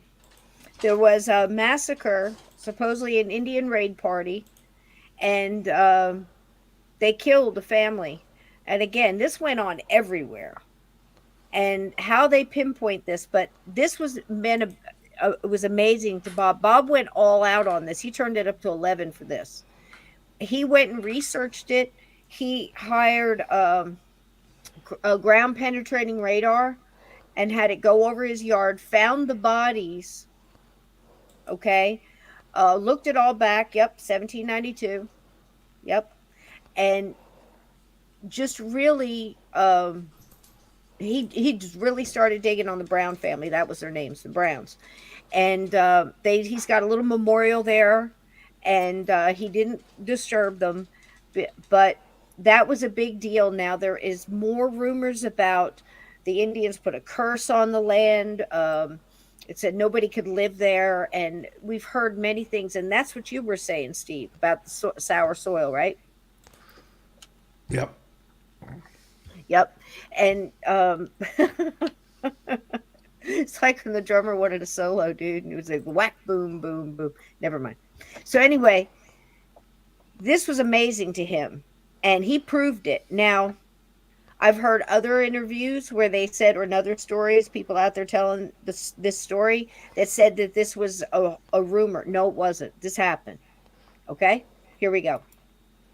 There was a war with the Native Americans, and a mother and her 3 children were killed on site by a raiding party and eventually buried in what became the front yard of my house. Bobby, my oldest son, the blue room ended up being his bedroom, and there were some bad vibes associated with that room. This room, you ready, Aaron? We should tell it now, right? Yeah. This room, as far as, do you want to say? You tell him. Oh, yeah. What was the doctor's name? I have the doctor's name here. Let me see if I can find it. Let me pull up my slides. That's the blue room. That's the blood. Well, we said it looks like blood, but he said I'd that. love to. Go ahead. Oh yeah, I would like to look at that stuff under a microscope. Yeah, To like see. right. I would love. I would just to see, and then burn it. And then burn it. Where is it? Hold on, guys. I got it. Is that it? We had it all. Okay, so here it is. Connie Valente, a psychic, claimed to have visions revealing the house was once used by a Dr. M, rumored to have performed what? Aaron, take That it sounds from like there. it sounds like a James Bond villain. Yeah, Dr. M. he was doing well. It was way before Roe v. Wade, so he was performing illegal abortions. Yes. Yep. In that room. And he dug on this as well. Now, he'll tell you in his own words that he spoke to people that knew this guy. And what was going on there, apparently there was a lot going on in that town. There was like some brothels and, all kinds of, I don't know what was going on. It's like the Wild West at one point in time. And this house, this was a well-known pediatrician who was an alcoholic and apparently a real shady dude.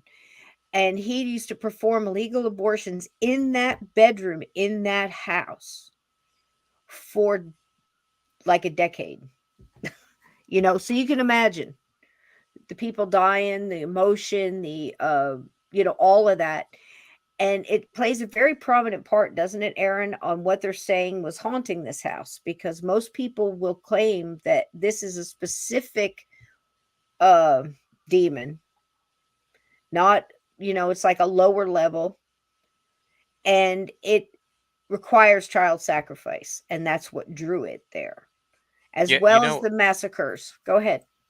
Oh yeah, on Tony Merkel's podcast, The Confessionals, there's, and Donnie Cho says the same thing. There's one episode that really sticks out because he interviews a guy named Zach King, but he's a Catholic now. He's Christian, so that's really good. But he was like,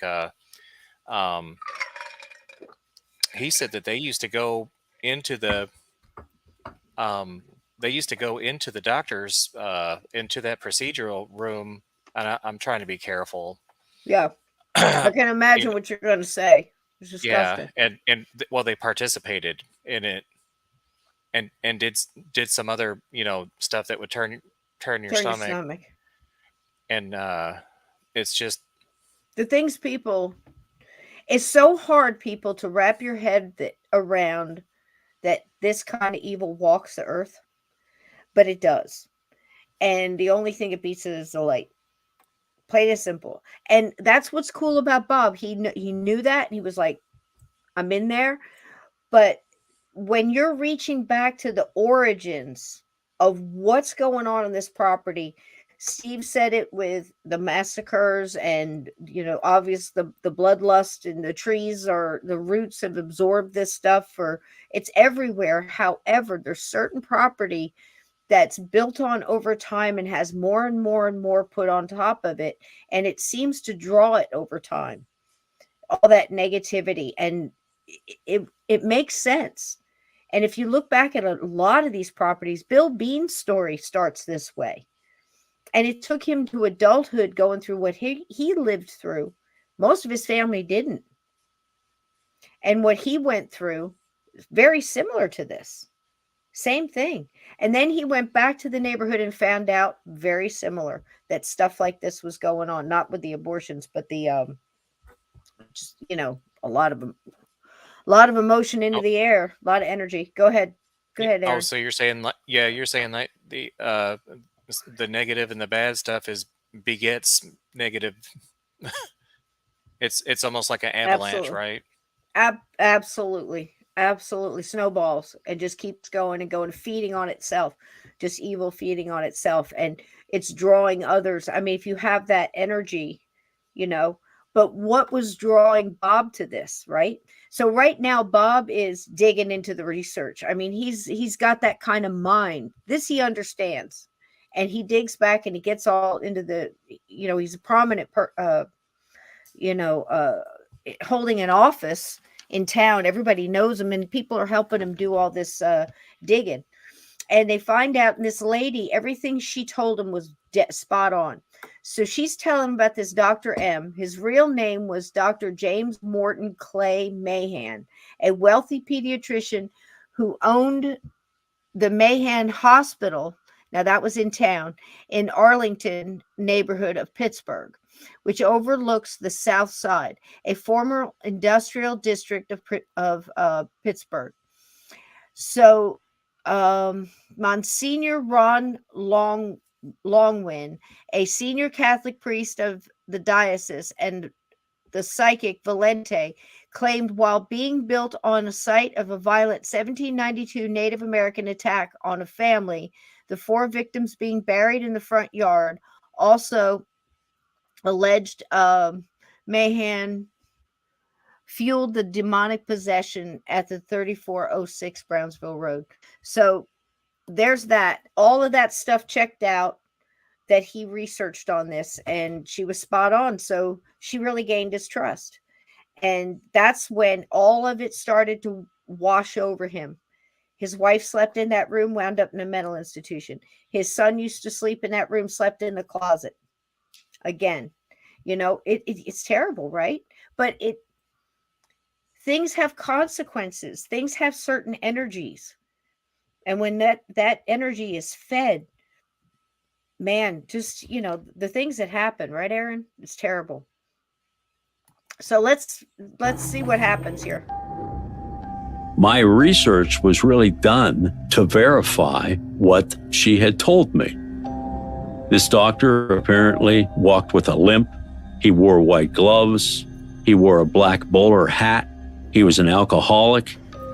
I would talk to people who knew him personally, and every one of those details was verified. She was right. My reaction to it was, of course there are bodies buried in the front yard. Why wouldn't there be bodies buried in the front yard? To me, it just made sense. Like, yep, bodies, front yard's been a graveyard this whole time. Bless his heart. She said, there is a void in the center of the house. There is a space in the center of the house. This is where the thing, it's lair, so to speak. Okay, stop right there. This woman, she has given them all of this heads up. Now, I'm showing you this picture for several reasons. One, look at that staircase. Look at that wood grain. I just love it. It probably has been a pub, but it would have made I just love this dark wood. So, second of all, look at the picture. This is something going in front of the stairs. This is one of his pictures. But it was the only picture, oddly enough, that showed a good picture of this closet. Now, the other one is, of course, let me see if I can find it here. It's kind of important. All right, let me see here. I think this is it. This one, that's inside the closet, and that's, of course, where the light is. If you recall, the first thing that this dude really noticed, not in hindsight looking back, but that got his attention, was this light. And this is the chain that he talks about. When he talks about this thing, he's like, this is what blew his mind, because he'd open the door and he'd reach for the chain and it would be wrapped around, not like this, but without the rosary. The rosary came after. And he'd reach the chain and he blamed his wife, the kids. He couldn't figure it out. He got to the point where he would close the door and then open it real quick. He said, and the thing would be wrapped around the screws. And he thought he had a ghost.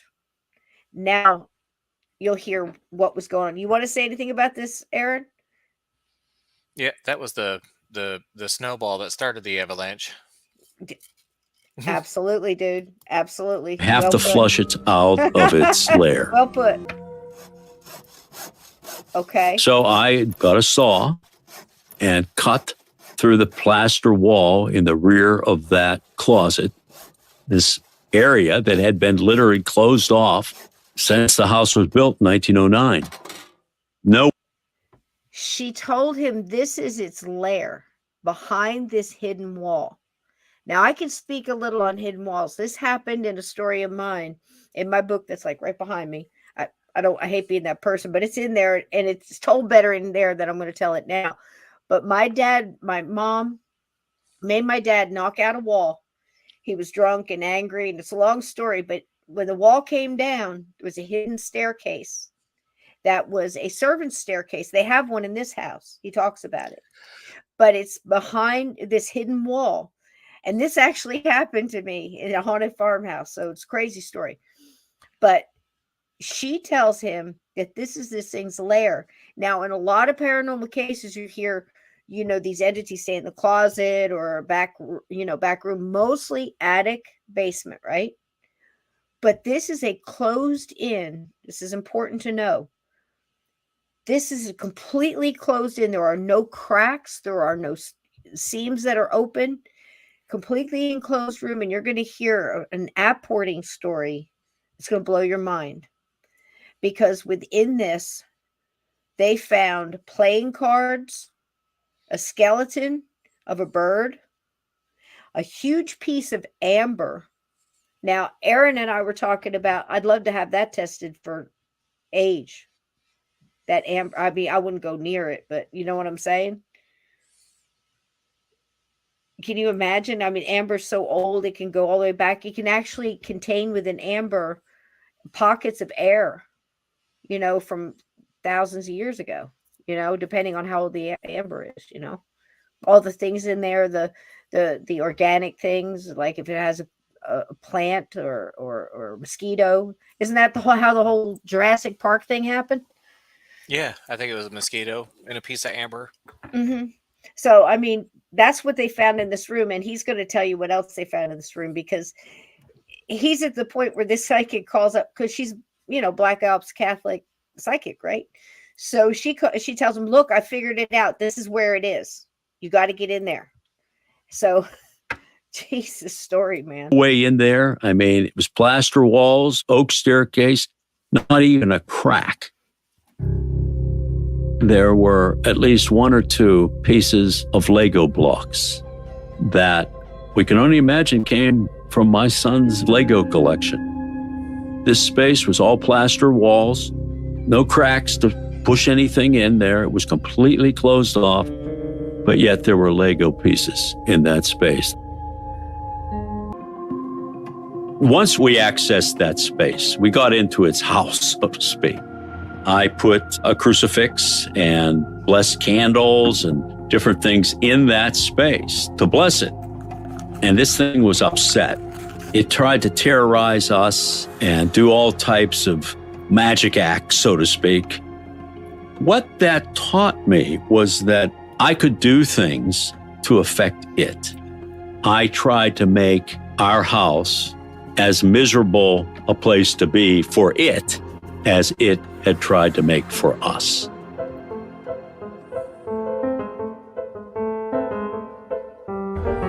We went through the... You know what was in another interview that he was, this English guy was interviewing him, and he said that they would play Passion of the Christ movie 24/7, and he said 24/7. it would turn the VCR and the TV off. Hmm.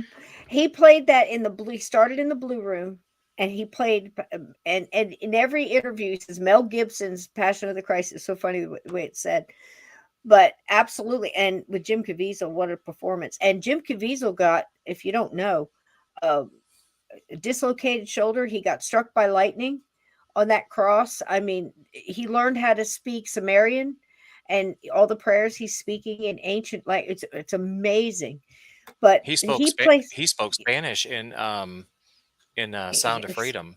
amazing actor. Oh yeah, yeah, he did. It was a great movie. If you hadn't seen it, go see it. We got to get that up. I think it's what 100. Oh, the Sound of Freedom movie. Yeah, I think it's like at 140 million or something like that. It's Oh, probably I mean, more than that now. my gosh, the two little kids that was in the movie that were kind of the focus of the movie Mhm. were like better actors than Yep. anybody in Hollywood. I mean, my gosh, Yep. Yep. And in case you don't They know, were- I knew about that movie 5 years ago.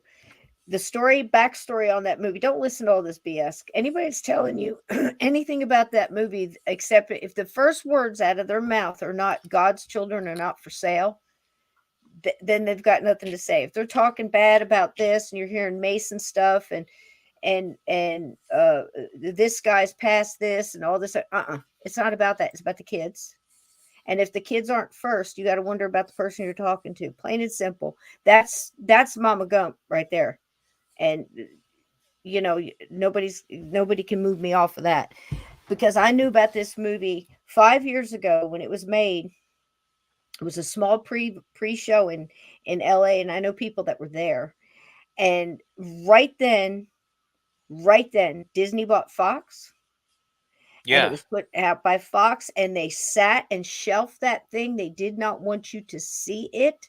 Like Steve said, if they don't want you to see it, what do? You want to know why, right? Think about it. Now you do you. I'm just saying, this is my opinion. Okay. Well, But I have a little inside knowledge yeah. on that. And they sat on that shit, and they had to buy it back. They had to have a lot of kind-hearted people fighting to get that out of there so they could put it forward.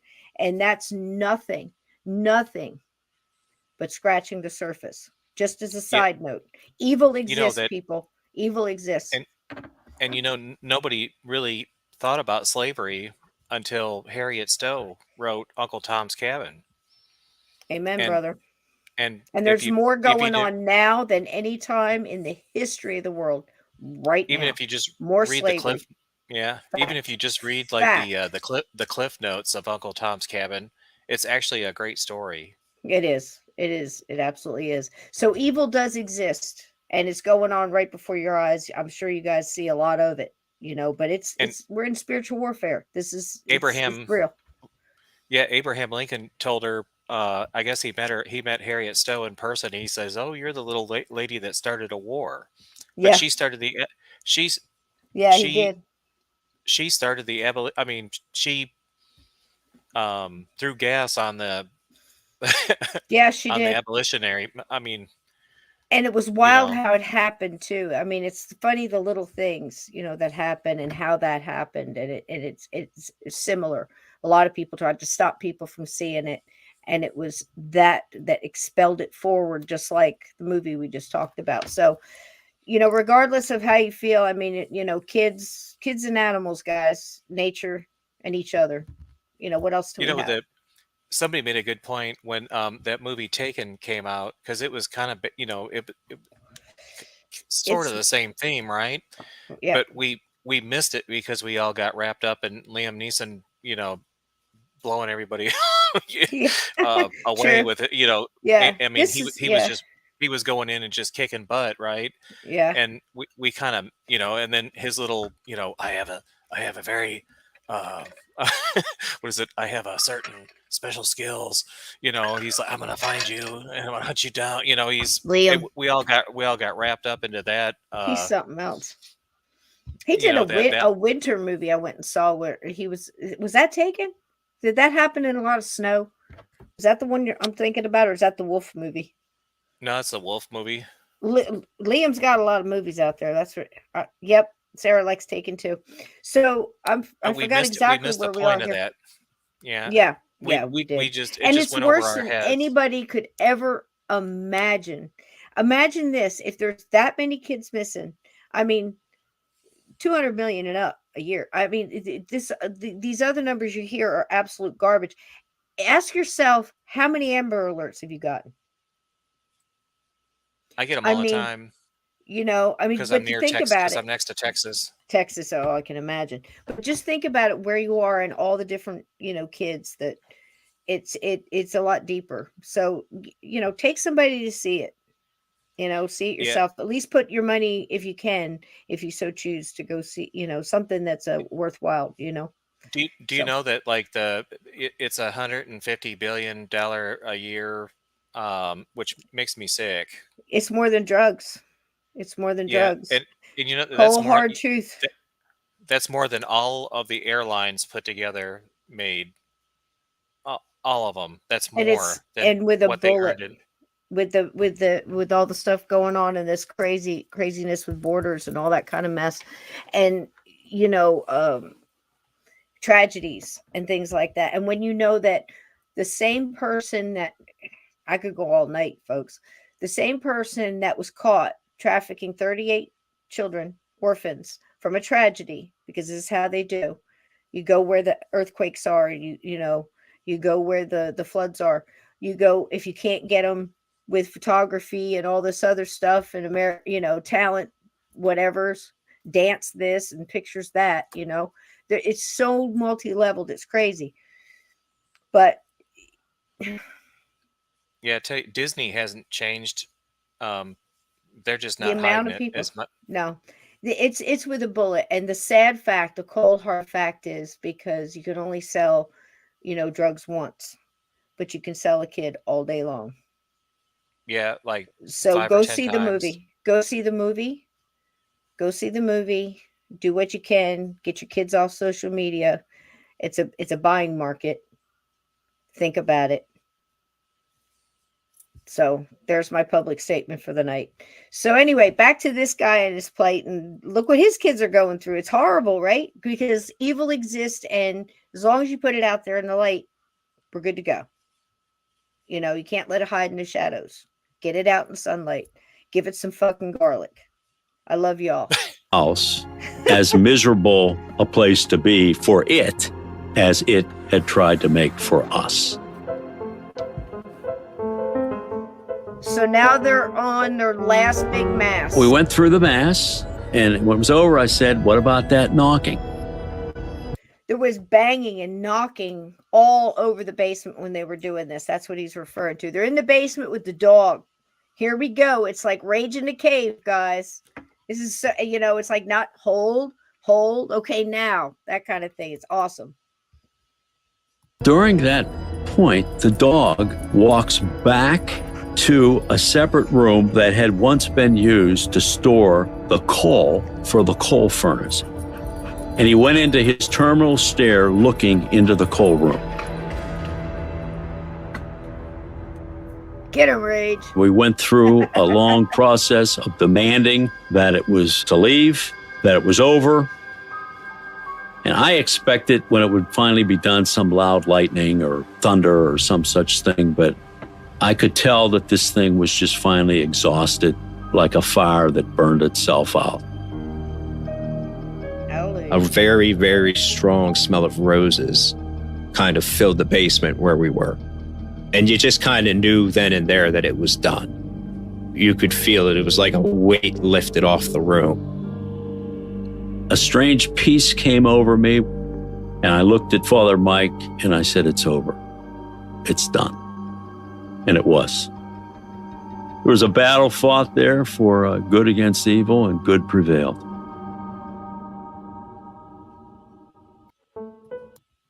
Let's stop it right there.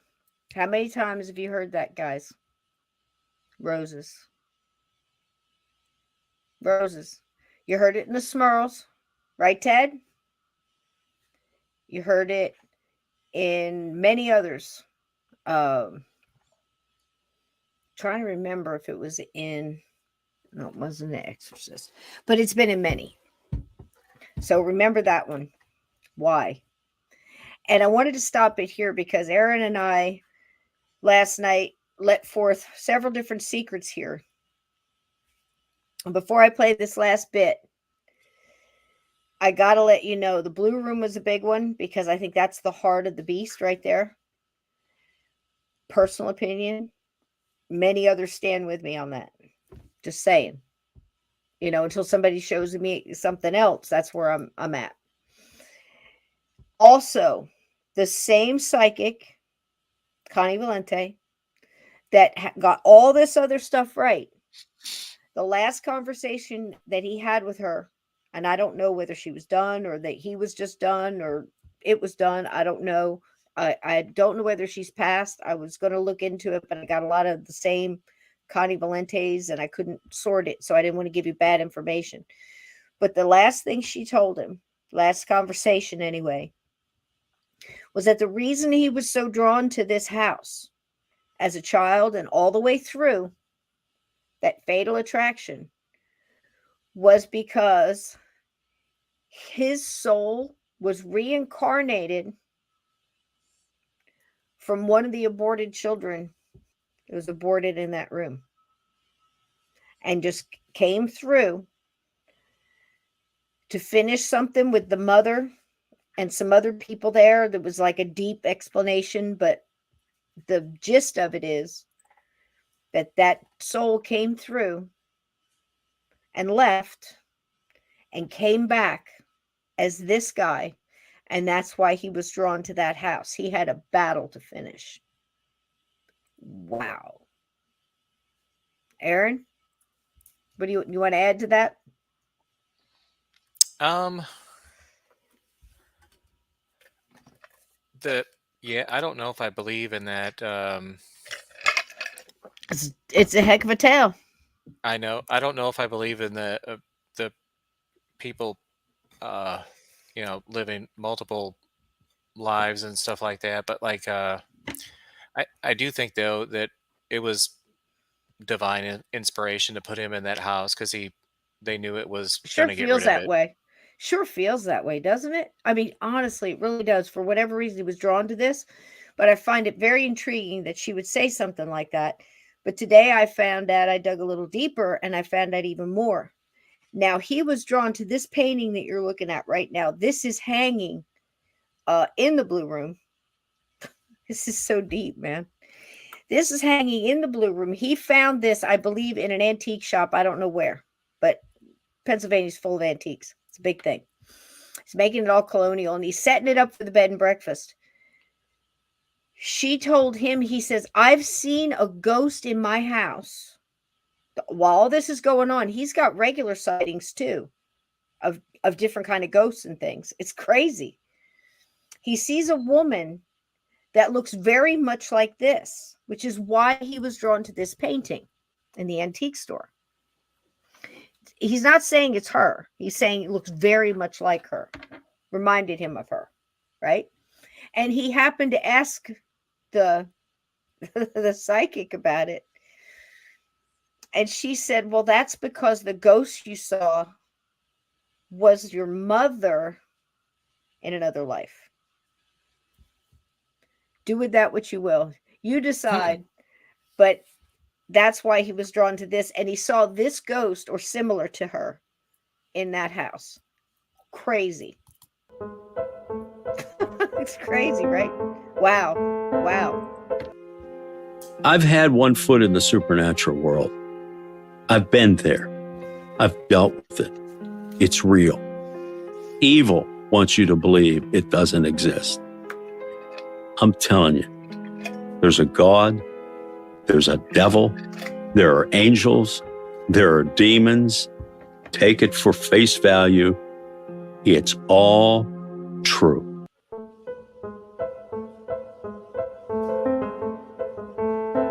There's a book, guys. The Demon of Brownsville Road by Bob Cranmer. And from what I hear, it was hard for them to get that book out because He that must he have been had to get. promoting his. Oh, I'm sorry. No, go ahead, honey. There's a No, I delay. was It's not just your saying fault. he was doing a because if you like Google that guy, he's on a lot of interviews. So Hmm. he must have been doing like a book tour, trying to promote his book on different podcasts. Yeah, yeah. And it opened up. He did make it a bed and breakfast. And this guy, see, back and forth. That's why I said I'll go back and forth. It's not that I disbelieve the story. I don't. There's so many different witnesses over so much time. The things that have actually happened to the kids as they've grown up, and the things that they've said, and you know, nothing's changed. Everything is, if anything, there's been things that have omitted because they haven't even, like I said, mentioned a lot about the other ghosts he saw there or things like that. They just concentrated on the story that he was fighting this, you know. Um, again, he got into the history and things like that. Others do as well. But he opened this and made it like I said before, bed and breakfast, and he opened it on Halloween, but he doesn't want ghost hunters there. So, and he's very strict about that. In fact, there's a side story. We talked a little bit about it last night, Aaron, about Ryan Buell. Now, that's another very sad paranormal story. And I got to admit that I can't sit here and say that I don't think that the things that he was messing with didn't make his situation worse, because it's telltale. It's you know definitely a pattern that he went through, and his everybody knows he had an addiction problem and stole from everybody and lied to fans and all this other stuff. He did some time for it. um but he had Paranormal State, and Paranormal State being part of Pennsylvania, and them being from the university, went to this house, and he and Bob Cranmer had an understanding that he wasn't going to talk about it until Bob got everything sorted. He wanted the facts to come out. He didn't want it changed or embellished in any way. And they had a gentleman's agreement that he wouldn't talk about it, and he did, to People's Magazine. And that really hurt Bob, which also showed me another side about him, that he was really, loyalty meant something to him. And if loyalty means something to you, I think you might have your morals in a good area, for other things. So that, and the fact that he went in there fighting good against evil and was going to stand his ground no matter what, apparently. I got to respect that too, but I do have question about, the safety of people in there and babies, and I don't know how you guys feel. Aaron, you want to take it first and we'll finish out with Steve? Yeah, well, I mean, he resigned his commission, which must have been a really hard thing to do, to go and someone in his family got hurt.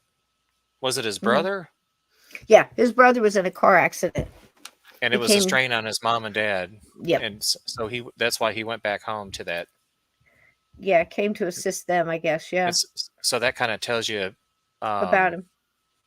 yeah, where his priorities are. Yeah, that's a good point. It is. I mean, seems like a decent guy. I mean, I believe him. I mean, I think a lot of things can be kind of taken out and focused on to make it look like, a bad dude that made bad decisions. But when you look at the whole story, I think it really does boil down to good versus evil and standing your ground. And he wasn't going to back down off this, my house, not just, my family, and keeping them safe, but he wasn't going to run, and he still hasn't. But he's done some crazy things since then, which I thought were kind of funny. But Steve, what do you think? Yeah, well, them things kind of like, I keep drawing the parallel back to Amityville, Hmm. and same with Keith of the Bothell house. Just you Yeah. do what you got to do. Sometimes you get in too deep, and you have to just suffer through it and hope for Yep. the best. And he did get a book out of it. He did get a good story out of it. And Yep. was it worth it? I don't know. You'd have to ask him. Wow. Yeah. I think, he has been, and, that's his number one thing, is to go back and say that he he's glad he stood his ground. and Yeah. he believes that the house is clean, which also that's so important to him, which makes me wonder, why would you open it up to the public like that, but if I really look at it, I'm really being honest and thinking more about, as much as little as I know about the man, but looking at it that way, I can kind of see that he still loves his house so much that he wants to share it with people. Oh, And I think his military takes over and he thinks he can keep it into control. I hope he can. I wish him all the best. oh, indeed. Final thoughts, Aaron? What do you think?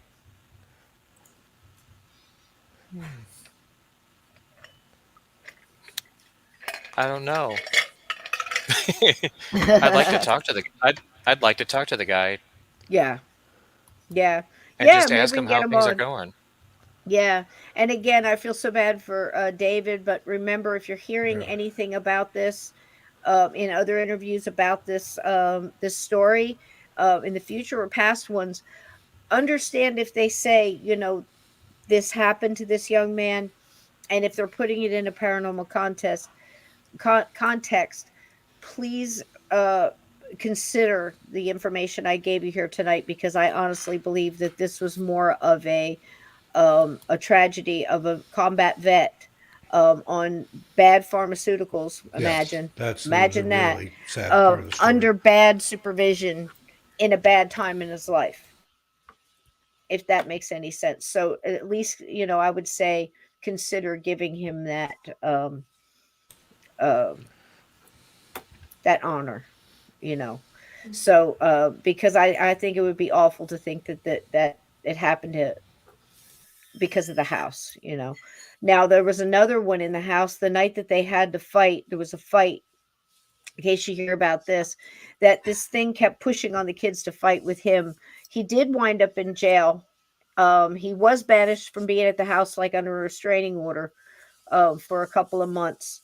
And that's when he went full tilt bookie when he came back, and he said, we're cleaning this house, and had the almost 24-hour rotation of priests and nuns and people coming in that house. So apparently, when that kind of evil happens, when a lot of bloodshed isn't on the property, it can have um, this kind of thing. And I think it had something to do with the evil taking of innocence and the chicanery and stuff that was going on in that land, and the massacres, of course, and just the straight up bloodlust. I mean, I think it has something to do with it.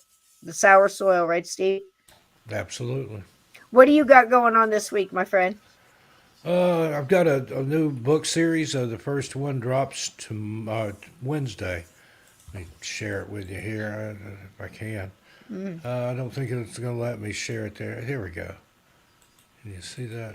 I've got a screen share there. It's called Mysteries in the Dark. It's Sent the back. first of 8-book series, and my publisher wants to do a separate YouTube channel for it. It's like a listener stories type thing, true paranormal encounters. Really excited about that. I've got the screen shared, but I can't. Well, it's not shared now. But anyway, check that out. And still going strong on the channel. We're back off the honeymoon now. Got more, well, somewhat. Jack's And, got it. Got more videos coming out. Just past 90,000 subs on ATM tonight. So Yay! in the short stretch And how's the toward missus? Is she 100,000. back there? Tell her we said hi. Yeah, Hey, she's Nick. right here on the couch, just Hey, baby. hanging out. So, Says hi, Nicole. She says and hi. and for you, Mr. Radio Vault over there, you struggling YouTuber, you. Oh, you're This gonna was get fun. you're Was gonna this get the fun? silver. Steve's gonna get the silver Yeah, he is. plaque sent to him. Yeah, I get the play button and less than 10,000 subs. I'm excited. And, Great. and That's great. What's going on over your channel, Oh, Aaron? I'm still gonna make shorts, but I'm gonna I'm loving I it. think I got a series of like longer videos that I'm gonna make. Good videos. Get over there and subscribe to his channel, guys. Let's get him up there. And there's Steve's link. Thank you, guys, mods, for hanging in there. A fascinating story, I think. Definitely one worth looking into. If you're, there's a lot more to it. I want to mention that those were excerpts from a local TV channel in It was really good, wasn't it? It was a good little video. But they were the interview, the vocal, the voiceover were all taken from Unsolved Mysteries podcast. Go see the whole episode; it's well worth your time. Very well done, very well produced. But I thought you should hear it from Bob's mouth, and also the video interviews he did on local TV channels. I forget what it was, WTAT out of Philadelphia, and one out of Pittsburgh there. So go listen to those interviews. They're all on YouTube and Daily Motion, and it's very interesting. He gets very into it. His son, Bobby Cranmer Jr., has a YouTube channel, and his dad's full interviews are there. I think it's interesting that they're both still willing to talk about this. Bobby said that it was very hard growing up, especially going to college. He said that, people don't want to talk about it, and he doesn't want to bring it up. And when, people start bringing up haunted houses and they say, yeah, one time I think I saw a chair move. And he says he just kind of chuckles and says, yeah, I've seen some things too. And you got to kind of respect that. So amazing. This has been fun, guys. Thanks so much for coming in and helping us out. Oh, and I want to mention, I'll be on with Lee tomorrow night. Nicole and I'll be over there for Night Rider. He's writing original music for. Lee's great. Get over there and subscribe to him. Listen to some good music. Thank you to everybody who's new coming in here. Everybody. Please consider hitting the like Nicole on the way out. Love y'all. Thanks, Cisco. Thanks, Aaron. Oh, good night, honey. Hit the like on the way out. Subscribe. Thank you so much to everybody for your super chats and your love. Bacon to everybody. Boo to you too. And here's a little music on the way out. Thank you, guys. This has been fun. The Demon on Brownsville Road. I think we're putting this one to bed. Good night, everybody.